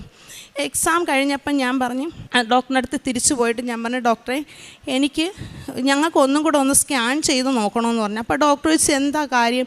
ഞാൻ പറഞ്ഞില്ല ഞങ്ങൾക്കൊന്നും കൂടെ സ്കാൻ ചെയ്യണം. അപ്പം ഞങ്ങൾ ആദ്യം തന്ന റിസൾട്ട് വേറെ 2 ഡോക്ടർമാരെ കൊണ്ട് കാണിച്ചായിരുന്നു. അന്നേരം ആ ഒരു ഡോക്ടറാണ് ഈ ഓപ്പറേഷൻ ചെയ്യണമെന്ന് പറഞ്ഞ ഡോക്ടർ ഞങ്ങളുടെ ഡീറ്റെയിൽ ഒന്നും പറഞ്ഞില്ലായിരുന്നു. 2ാമത് കാണിച്ച ഡോക്ടർ ഞങ്ങളുടെ പറഞ്ഞ് ഈ കുഞ്ഞിൻ്റെ ലിഗമെൻ്റ് എന്ന് പറഞ്ഞാൽ പഴം തുണി പോലെ കീറിപ്പോയതാണ്, അതൊന്നും ചെയ്യാൻ പറ്റത്തില്ല, അത് അവിടെ നിന്ന് ഇവിടെ നിന്നൊക്കെ പിടിച്ച് അവന് ദൈവം കൊടുത്ത് അവനായിട്ട് ഇല്ലാതാക്കിയതാണ്, അവിടെ നിന്ന് ഇവിടെ നിന്നൊക്കെ പിടിച്ചിട്ടാൽ അത് ശരിയാവത്തോളെന്ന് പറഞ്ഞ്. അപ്പോഴും ഞാൻ പറഞ്ഞ് ഞങ്ങൾക്ക് എന്ത് ചെയ്യണമെന്നറിയത്തില്ല. പിന്നെയും എൻ്റെ മൂത്തവൻ പറഞ്ഞ് അമ്മ ഒരു കാര്യം ചെയ്ത് 2 ഡോക്ടർമാരല്ലേ പറഞ്ഞ് ഒരു ഡോക്ടറിനെയും കൂടെ കാണിച്ച് നോക്കാൻ പറഞ്ഞ്. ഞാൻ വീണ്ടും അടുത്തൊരു ഡോക്ടറിൻ്റെ അടുത്തും ഈ റിസൾട്ട് ഞാനും മോനും അച്ഛനും കൂടെ പോയി. അവിടെ ചെന്നപ്പോഴും ആ ഡോക്ടറും സെയിം അഭിപ്രായം തന്നെ പറഞ്ഞത്, ഇതിനകത്തൊന്നും ചെയ്യാൻ പറ്റത്തില്ല. ഞങ്ങൾ വേറൊരു ചേച്ചിക്ക് റിസൾട്ട് ഇട്ട് കൊടുത്തു. അപ്പോൾ ചേച്ചി പറഞ്ഞു ഡോക്ടർ പറയുന്ന കണക്ക് തന്നെ നിങ്ങൾ ചെയ്യുന്നു. അത് കഴിഞ്ഞാണ് ഞങ്ങൾ അച്ഛനെ കാണുന്നതും അച്ഛൻ്റെ അടുത്ത് വന്ന് പോകുന്നതൊക്കെ. പിന്നീട് ഞാൻ 2ാമത്തെ സ്കാനിങ് ഡോക്ടറിൽ നിന്ന് എഴുതി മേടിച്ച് സ്കാൻ ചെയ്ത് സ്കാനിങ്ങിൻ്റെ റിപ്പോർട്ട് അന്ന് കിട്ടത്തില്ല, പിറ്റേ ദിവസം കിട്ടത്തോളം എന്ന് പറഞ്ഞു. പക്ഷേ എന്തോ മാതാവായിട്ട് ഞങ്ങളുടെ വിഷമവും ഞങ്ങളുടെ വെപ്രാളവും കണ്ടിട്ടായിരിക്കും അന്ന് തന്നെ 3:30 ആയപ്പോൾ ഞങ്ങൾക്ക് റിസൾട്ട് തന്ന്. മോൻ റിസൾട്ട് വെച്ചിട്ട് നമ്മൾ ഇതിനകത്ത് അങ്ങനെ പറയത്തൊക്കെ കുഴപ്പമൊന്നും കാണും. ഞാൻ പറഞ്ഞു നീ പറഞ്ഞില്ലേ, എന്നാലും നമുക്ക് ഡോക്ടറിനെ കാണിക്കാം. അങ്ങനെ ഞങ്ങൾ ആദ്യം കാണിച്ച ഡോക്ടറിനെ തന്നെ കൊണ്ടുപോയി റിസൾട്ട് കാണിച്ചപ്പോൾ ഡോക്ടർ ചോദിച്ചു നിങ്ങൾ എന്തോ ചെയ്തെന്ന് ചോദിച്ചു. ഞാൻ പറഞ്ഞു ഞങ്ങൾ പ്രാർത്ഥിച്ച് മാതാവിനോട്, വേറൊന്നും ഞങ്ങൾ ചെയ്തില്ല എന്ന് പറഞ്ഞു. അപ്പോൾ ഡോക്ടർ ഒന്ന് ചിരിച്ച് എന്നെ നോക്കി, ചിരിച്ചിട്ട് പറഞ്ഞു മോൻ നടന്ന് നോക്കട്ട്, അവൻ എന്തെങ്കിലും കുഴപ്പമുണ്ടെങ്കിൽ മാത്രം അവനെ ഓപ്പറേഷത്തിന് ചെയ്താൽ മതിയെന്ന് പറഞ്ഞു. അപ്പോൾ എൻ്റെ കണ്ണ് നിറഞ്ഞിട്ട് ഞാൻ പറഞ്ഞു എൻ്റെ അമ്മ എൻ്റെ പ്രാർത്ഥന കേട്ടില്ലേ മാതാവേ, ഞാൻ ഇത്രയും വിചാരിച്ചോളൂ എൻ്റെ അമ്മയെടുത്ത്. അമ്മ എനിക്ക് വചനത്തിൽ തന്നതെന്ന് പറഞ്ഞാൽ രക്ഷിക്കാനാവാത്ത കര ഒരിക്കലും കുറുകിപ്പോയിട്ടില്ലെന്നാണ്. പക്ഷേ അമ്മ പറഞ്ഞത് എന്നോട് നീ സങ്കടപ്പെടണ്ടെന്നാണ് എപ്പോഴും എന്നോട് പറയും. ഞാൻ അമ്മയെ എൻ്റെ മകന് സുഖം തന്നില്ലെങ്കിൽ എല്ലാവരും പറയത്തില്ല അമ്മയോട് പ്രാർത്ഥിച്ചിട്ട് കിട്ടിയില്ല എന്ന്. കാരണം എൻ്റെ വീട്ടിൽ തന്നെ മക്കളും ഒരു പപ്പായും പറയുമായിരുന്നു നമ്മൾ ദൈവം പാതി നാം പാതി എന്നാണ്. പക്ഷെ അപ്പോഴും ഞാൻ പറയുമായിരുന്നു മാതാവ് തരും, എനിക്ക് വിശ്വാസമുണ്ട്. കാരണം ഞാൻ എടുക്കുമ്പോൾ കിട്ടുന്ന വചനങ്ങളെല്ലാം നല്ലതാണ്, അതുകൊണ്ട് എനിക്ക് പരിശുദ്ധ അമ്മ എൻ്റെ മകന് തരുമെന്നാണ് ഞാൻ പറഞ്ഞത്. അത് കഴിഞ്ഞ് എനിക്ക് നടുവേദന വന്ന് ഞാൻ ഡോക്ടറിനെ കൊണ്ട് കാണിച്ചപ്പോഴത്തേക്ക് ഡോക്ടർ പറഞ്ഞു ഡിസ്ക് ബൾജായി നിൽക്കുകയാണ്, ഫുൾ ബെഡ് റെസ്റ്റ് എടുത്ത് മരുന്ന് ചെയ്താൽ സുഖമാകത്തുള്ളൂ. അത് എപ്പോൾ സുഖമാവുമെന്നൊന്നും പറയാൻ പറ്റത്തില്ല, എത്ര നാളെടുക്കുമെന്നും പറയാൻ പറ്റത്തില്ല എന്ന് പറഞ്ഞു. ആയുർവേദത്തിലാണ് ഞാൻ കാണിച്ചത്. അപ്പോൾ എനിക്ക് എൻ്റെ ട്രീറ്റ്മെൻറ്റ് ചെയ്യുമ്പോൾ എനിക്ക് ചെയ്യാനായിട്ട് പുറത്ത് പോകാനും എടുക്കാനൊക്കെ ബുദ്ധിമുട്ടുണ്ട്. അപ്പോൾ അച്ഛനാണ് എനിക്ക് ഓരോ കാര്യങ്ങളും ചെയ്തു തരുന്നത്. ഒരു 3 ദിവസം ചെയ്തപ്പോൾ തന്നെ ഞാൻ പറഞ്ഞു ഇനി ഞാനിതിൻ്റെ ആവശ്യമുണ്ടോ, ഞാൻ പരിശുദ്ധ അമ്മയുടെ ഉടമ്പടിയിലല്ലേ, അമ്മയുടെ ഉടമ്പടി തൈലമുള്ളടുത്ത് ഞാൻ എന്തിനീ ഈ മരുന്ന് തേക്കുന്നത്. ഞാൻ അത് മാറ്റിയിട്ട് എല്ലാ ദിവസവും 2 നേരവും മാതാവിൻ്റെ ഉടമ്പടി തൈലം എടുത്ത് വിശ്വാസ പ്രമാണം ചൊല്ലി പ്രാർത്ഥിക്കാൻ തുടങ്ങി. അതുവരെ എനിക്ക് പള്ളിയിൽ പോയി ഇരുന്ന് കുർബാന കാണാൻ പറ്റത്തില്ല, നിൽക്കാൻ പറ്റത്തില്ല, മുട്ടുകുത്താൻ പറ്റത്തില്ല, പരിശുദ്ധ കുർബാന എടുത്തിട്ട് മുട്ടുകുത്താൻ പറ്റത്തില്ല, ആരാധന സമയം മുട്ടുകുത്താൻ പറ്റത്തില്ല. എനിക്ക് ഒന്നും ചെയ്യാൻ പറ്റാത്ത വേദനയായിരുന്നു അത്രയും. പക്ഷേ ഈ ഒരു 3-4 ദിവസം കഴിഞ്ഞപ്പോൾ തന്നെ എനിക്ക് വേദന പതിയെ കുറഞ്ഞു വന്നു. ഇന്ന് എനിക്ക് ആ നടുവേദന എൻ്റെ ശരീരത്തിൽ എങ്ങനെ മാറിപ്പോയെന്ന് എനിക്കറിയത്തില്ല. പിന്നീട് എൻ്റെ മൂത്ത മകന് ഡിപ്ലോമ കോഴ്സ് പഠിച്ചുകൊണ്ടിരുന്ന സമയത്ത് അവൻ്റെ അവസാനത്തെ എക്സാം വന്നപ്പോൾ അവൻ പറഞ്ഞ അമ്മ എനിക്ക് ഭയമുണ്ട്, ജയിക്കുമോ ഇല്ലയോ എന്നറിയത്തില്ല, എന്നാലും എന്തോ എനിക്കൊരു പേടിയുണ്ട്, അമ്മ എന്നാലും ഞാൻ ജയിക്കാൻ ശ്രമിക്കുമെന്ന് പറഞ്ഞു. അപ്പം ഞാൻ പറഞ്ഞു മോൻ വിഷമിക്കേണ്ട. അവന് പോകാൻ നേരമായപ്പോൾ ഞാൻ വിശ്വാസ പ്രമാണം ചൊല്ലി മാതാവിൻ്റെ എണ്ണ തലയിൽ പൂശി കൊടുക്കുകയും ഉപ്പ് വിശ്വാസ പ്രമാണം ചൊല്ലി അവൻ്റെ പേനയുടെ ക്യാപ്പിൽ വെച്ച് കൊടുത്തിട്ട് പറഞ്ഞു മോൻ ഈ ഉപ്പെടുത്ത് ഇരിക്കുന്നതിന് മുമ്പ് വിശ്വാസ പ്രമാണം ചൊല്ലി അതിൻ്റെ 4 വശം ഇട്ടിട്ട് എഴുതണം. പരിശുദ്ധമ്മ പ്രത്യക്ഷപ്പെട്ട 7 എന്നുള്ളതിൻ്റെ 75% മാർക്കോടുകൂടി മോൻ പാസ്സാകുമെന്ന് പറഞ്ഞു. പക്ഷേ അവൻ്റെ റിസൾട്ട് വന്നപ്പോൾ അവ 85% മാർക്കോടുകൂടി പാസ്സായി. പരിശുദ്ധ അമ്മ എൻ്റെ കുടുംബത്തിനും എനിക്ക് തന്ന ഈ എല്ലാ അനുഗ്രഹങ്ങൾക്കും ഈശോയ്ക്കും മാതാവിനും കോടാനക്കോടി നന്ദി പറയുന്നു ഞാൻ. പിന്നെ കാരുണ്യ പ്രവർത്തനം എന്ന് പറഞ്ഞു കഴിഞ്ഞാൽ എന്നെ കൊണ്ടാവുന്ന കണക്ക് പറ്റുന്ന രീതിയിൽ ഞാൻ എല്ലാ രോഗികളെയും പോയി കാണുകയും അവർക്ക് വേണ്ടുന്ന സാമ്പത്തിക സഹായങ്ങൾ ചെയ്യുകയും ചെയ്യും. പൊതിച്ചോറ് ഞങ്ങൾ മൂത്താൾ വീട്ടിലല്ല, അവൻ തിരുവനന്തപുരത്ത് നിന്നാണ് പഠിച്ചുകൊണ്ടിരുന്നത്. ഇളയാളുള്ള സമയത്ത് ഇളയാളും പപ്പായും കൂടെ എന്നെ സഹായിക്കും, എല്ലാം വയ്ക്കാനും വിളമ്പാനും പൊതിഞ്ഞ് കെട്ടാനും. എന്നിട്ട് ഞങ്ങൾ സർക്കാർ ഹോസ്പിറ്റലിൽ കിടക്കുന്ന രോഗികളുടെ കയ്യിൽ കൊണ്ടു കൊടുക്കുകയും അവർക്ക് പൈസയും കൊടുത്ത് അവരുടെ വിശേഷങ്ങളൊക്കെ തിരക്കുകയും ചെയ്യും.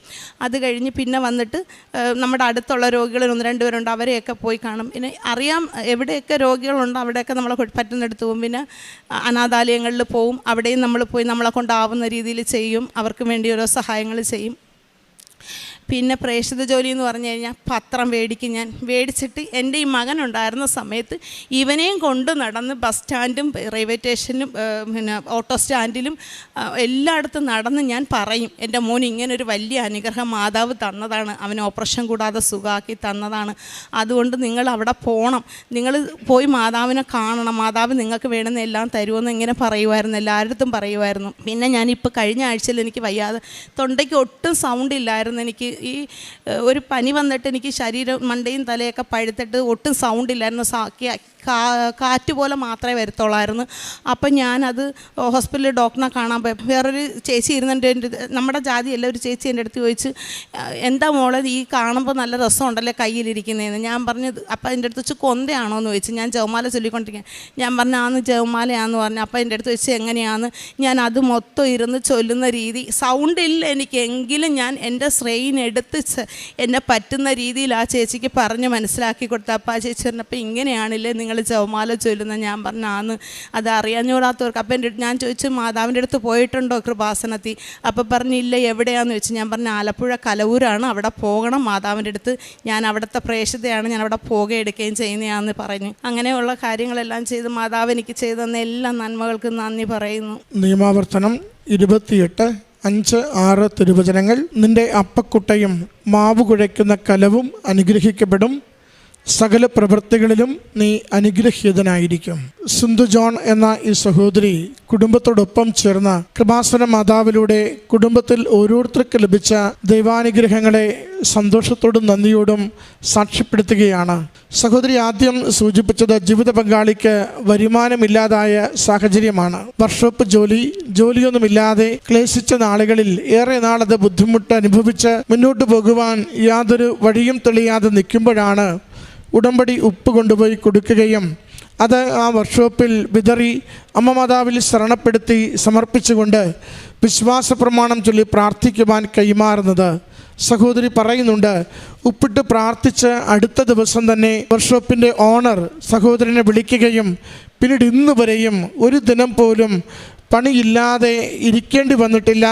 എപ്പോഴും നിറയെ ആ വർക്ക്ഷോപ്പിൽ പണി കിട്ടിക്കൊണ്ട് കുടുംബത്തിൻ്റെ വരുമാന സ്രോതസ്സുകളെ അമ്മ മാതാവിലൂടെ ഈശോ അനുഗ്രഹിച്ചത് സാക്ഷ്യപ്പെടുത്തുകയാണ്. പിന്നീട് ഓരോരുത്തർക്കും വന്ന രോഗസൗഖ്യ വിഷയങ്ങളാണ് സാക്ഷ്യപ്പെടുത്തിയത്. ഓരോന്നിനും നേർച്ച വസ്തുക്കളുടെ ഉപയോഗം തന്നെയാണ് ആവർത്തിച്ച് പറയുന്നതും. നമുക്കറിയാം, ഉടമ്പടി പ്രകാരം നമുക്ക് കൈമാറുന്ന നേർച്ച വസ്തുക്കൾ ദൈവശക്തി പകർന്ന് കൈമാറുകയാണ്. ഓരോ ദിവസവും ജോസഫ് അച്ഛൻ ദിവ്യബലിക്ക് ശേഷം ഈ നേർച്ച വസ്തുക്കളെല്ലാം ആശീർവദിച്ച് പ്രാർത്ഥിച്ച് നമ്മുടെ കരങ്ങളിലേക്ക് കൈമാറുകയാണ്. അത് അമ്മ മാതാവിൻ്റെ പ്രത്യക്ഷീകരണത്തിൻ്റെ കൃപയാൽ, ഈശോയുടെ വിശുദ്ധ കുരിശിൻ്റെ അടയാളത്താൽ, അവിടുത്തെ അമൂല്യമായ തിരുരക്തത്തിൻ്റെ സംരക്ഷണയാൽ, നാളിതുവരെ ജോസഫ് അച്ഛൻ അർപ്പിച്ച വിശുദ്ധ കുർബാനയുടെ യോഗ്യതകളാൽ ഇത് ഉപയോഗിക്കുന്നവർക്ക് അനുഗ്രഹവും സൗഖ്യവും സംരക്ഷണവും സഹായവുമായി തീരണമെന്ന് അമ്മ മാതാവിൽ പ്രത്യേകം അർപ്പിച്ചുകൊണ്ടാണ് ഈ ഓരോ നേർച്ച വസ്തുവും ആശീർവദിക്കുന്നത്. അത് വിശ്വസിച്ച് സ്വീകരിക്കുകയും അത് അനുഗ്രഹമാകുമെന്ന പ്രത്യാശയോടുകൂടി പ്രയോഗിക്കുകയും ചെയ്യുമ്പോഴാണ് നമുക്ക് ഈ നേർച്ച വസ്തുക്കൾ അടയാള വസ്തുക്കളായി തീരുന്നത്. അത് നമുക്ക് തൊഴിലിടത്തിൽ അനുഗ്രഹത്തിൻ്റെതാവുന്നു, രോഗക്ലേശങ്ങൾക്ക് സൗഖ്യത്തിൻ്റെതാവുന്നു, പ്രതിസന്ധിയുടെ അവസരങ്ങളിൽ അവ മാറിപ്പോകുന്നതിന് കാരണമായി തീരുന്നത് നാം എങ്ങനെ ഈ നേർച്ച വസ്തുക്കൾ നമ്മുടെ ജീവിതത്തിൽ ഉപയോഗിക്കുന്നു എന്നതിനെ ആശ്രയിച്ചിരിക്കുന്നുണ്ട്. അതുകൊണ്ട് എപ്പോഴൊക്കെ ഒരു നേർച്ച വസ്തു നിങ്ങൾ ഉപയോഗിക്കുവാനായി കരങ്ങളിലെടുക്കുന്നുവോ അപ്പോൾ ദൈവനാമത്തെ മഹത്വപ്പെടുത്തി വിശ്വാസ പ്രമാണം ചൊല്ലി എൻ്റെ ജീവിതത്തിൻ്റെ സാഹചര്യങ്ങൾക്ക് ദൈവശക്തി പ്രവർത്തിക്കണമേ എന്ന് ആഗ്രഹിച്ചുകൊണ്ട് നാം പ്രയോഗിക്കുമ്പോൾ നമുക്കത് അനുഗ്രഹത്തിന് കാരണമായി തീരുന്നു. അതിൻ്റെ സാക്ഷ്യമാണ് ഒന്നിനു പിറകെ ഒന്നായി ഈ കുടുംബം ഈ അൾത്താരയിൽ പങ്കുവെക്കുന്നത്. മനുഷ്യൻ്റെ കഴിവ് കൊണ്ടല്ല, മരുന്നിൻ്റെ ശക്തി കൊണ്ടല്ല, കയ്യിലിരിക്കുന്ന സമ്പത്ത് കൊണ്ടുമല്ല, മറിച്ച് ദൈവശക്തി ഒന്നുകൊണ്ട് മാത്രം, ദൈവകൃപയാൽ അമ്മ മാതാവിൻ്റെ പ്രത്യക്ഷീകരണത്തിൽ ശരണപ്പെട്ട് വിശ്വസിക്കുന്നത് കൊണ്ട് അമ്മ തിരുക്കുമാരനിലൂടെ ഞങ്ങൾക്കിത് ഓരോ നിയോഗവും അനുഗ്രഹമാക്കി നൽകിയെന്ന് ഏറ്റുപറയുകയാണ്. പ്രത്യേകിച്ച് മകൻ്റെ സൗഖ്യത്തെക്കുറിച്ച് വളരെ വാചാലമായി തന്നെ സഹോദരി സൂചിപ്പിച്ചു. ലിഗമെൻ്റ് പൊട്ടിപ്പോയതാണ്. പൊട്ടിയെന്ന് മാത്രമല്ല, അത് പിഞ്ചിപ്പോയതാണ്. തിരികെ അത് നല്ല രീതിയിൽ ഓപ്പറേറ്റ് ചെയ്ത് പിടിപ്പിച്ചെടുക്കുവാൻ പറ്റാത്ത വിധം ആകെ അത് ടിയർ ചെയ്ത് പിഞ്ചി പൊളിഞ്ഞുപോയ ലിഗമെൻറ്റുമായി മകൻ്റെ സ്കാൻ റിപ്പോർട്ടുകൾ പുറത്തു വരുന്നത്.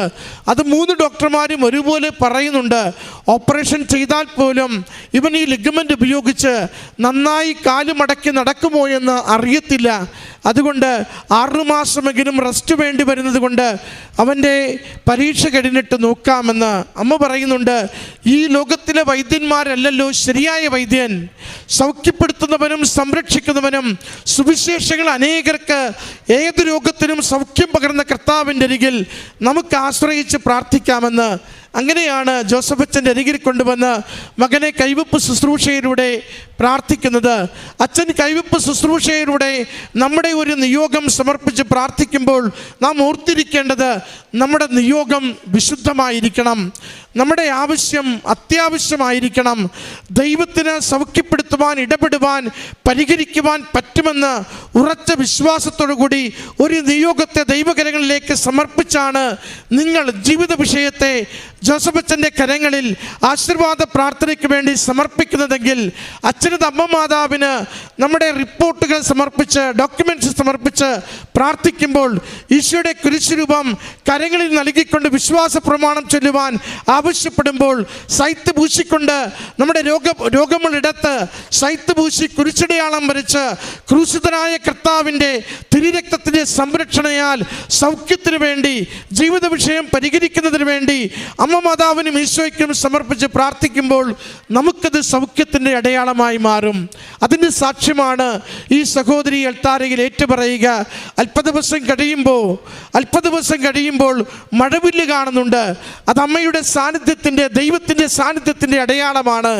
അമ്മ സാന്നിധ്യമായി വരുമ്പോൾ സഹോദരിക്ക് മനസ്സിലാവുന്നുണ്ട്, എൻ്റെ അമ്മ മാതാവ് ഇടപെടുന്നു, എൻ്റെ ഈശോയുടെ അനുഗ്രഹം എൻ്റെ കുടുംബത്തിലേക്ക് വരുന്നു, എൻ്റെ മകൻ്റെ നിയോഗത്തിന് മേൽ തീരുമാനമാകുന്നുവെന്ന്.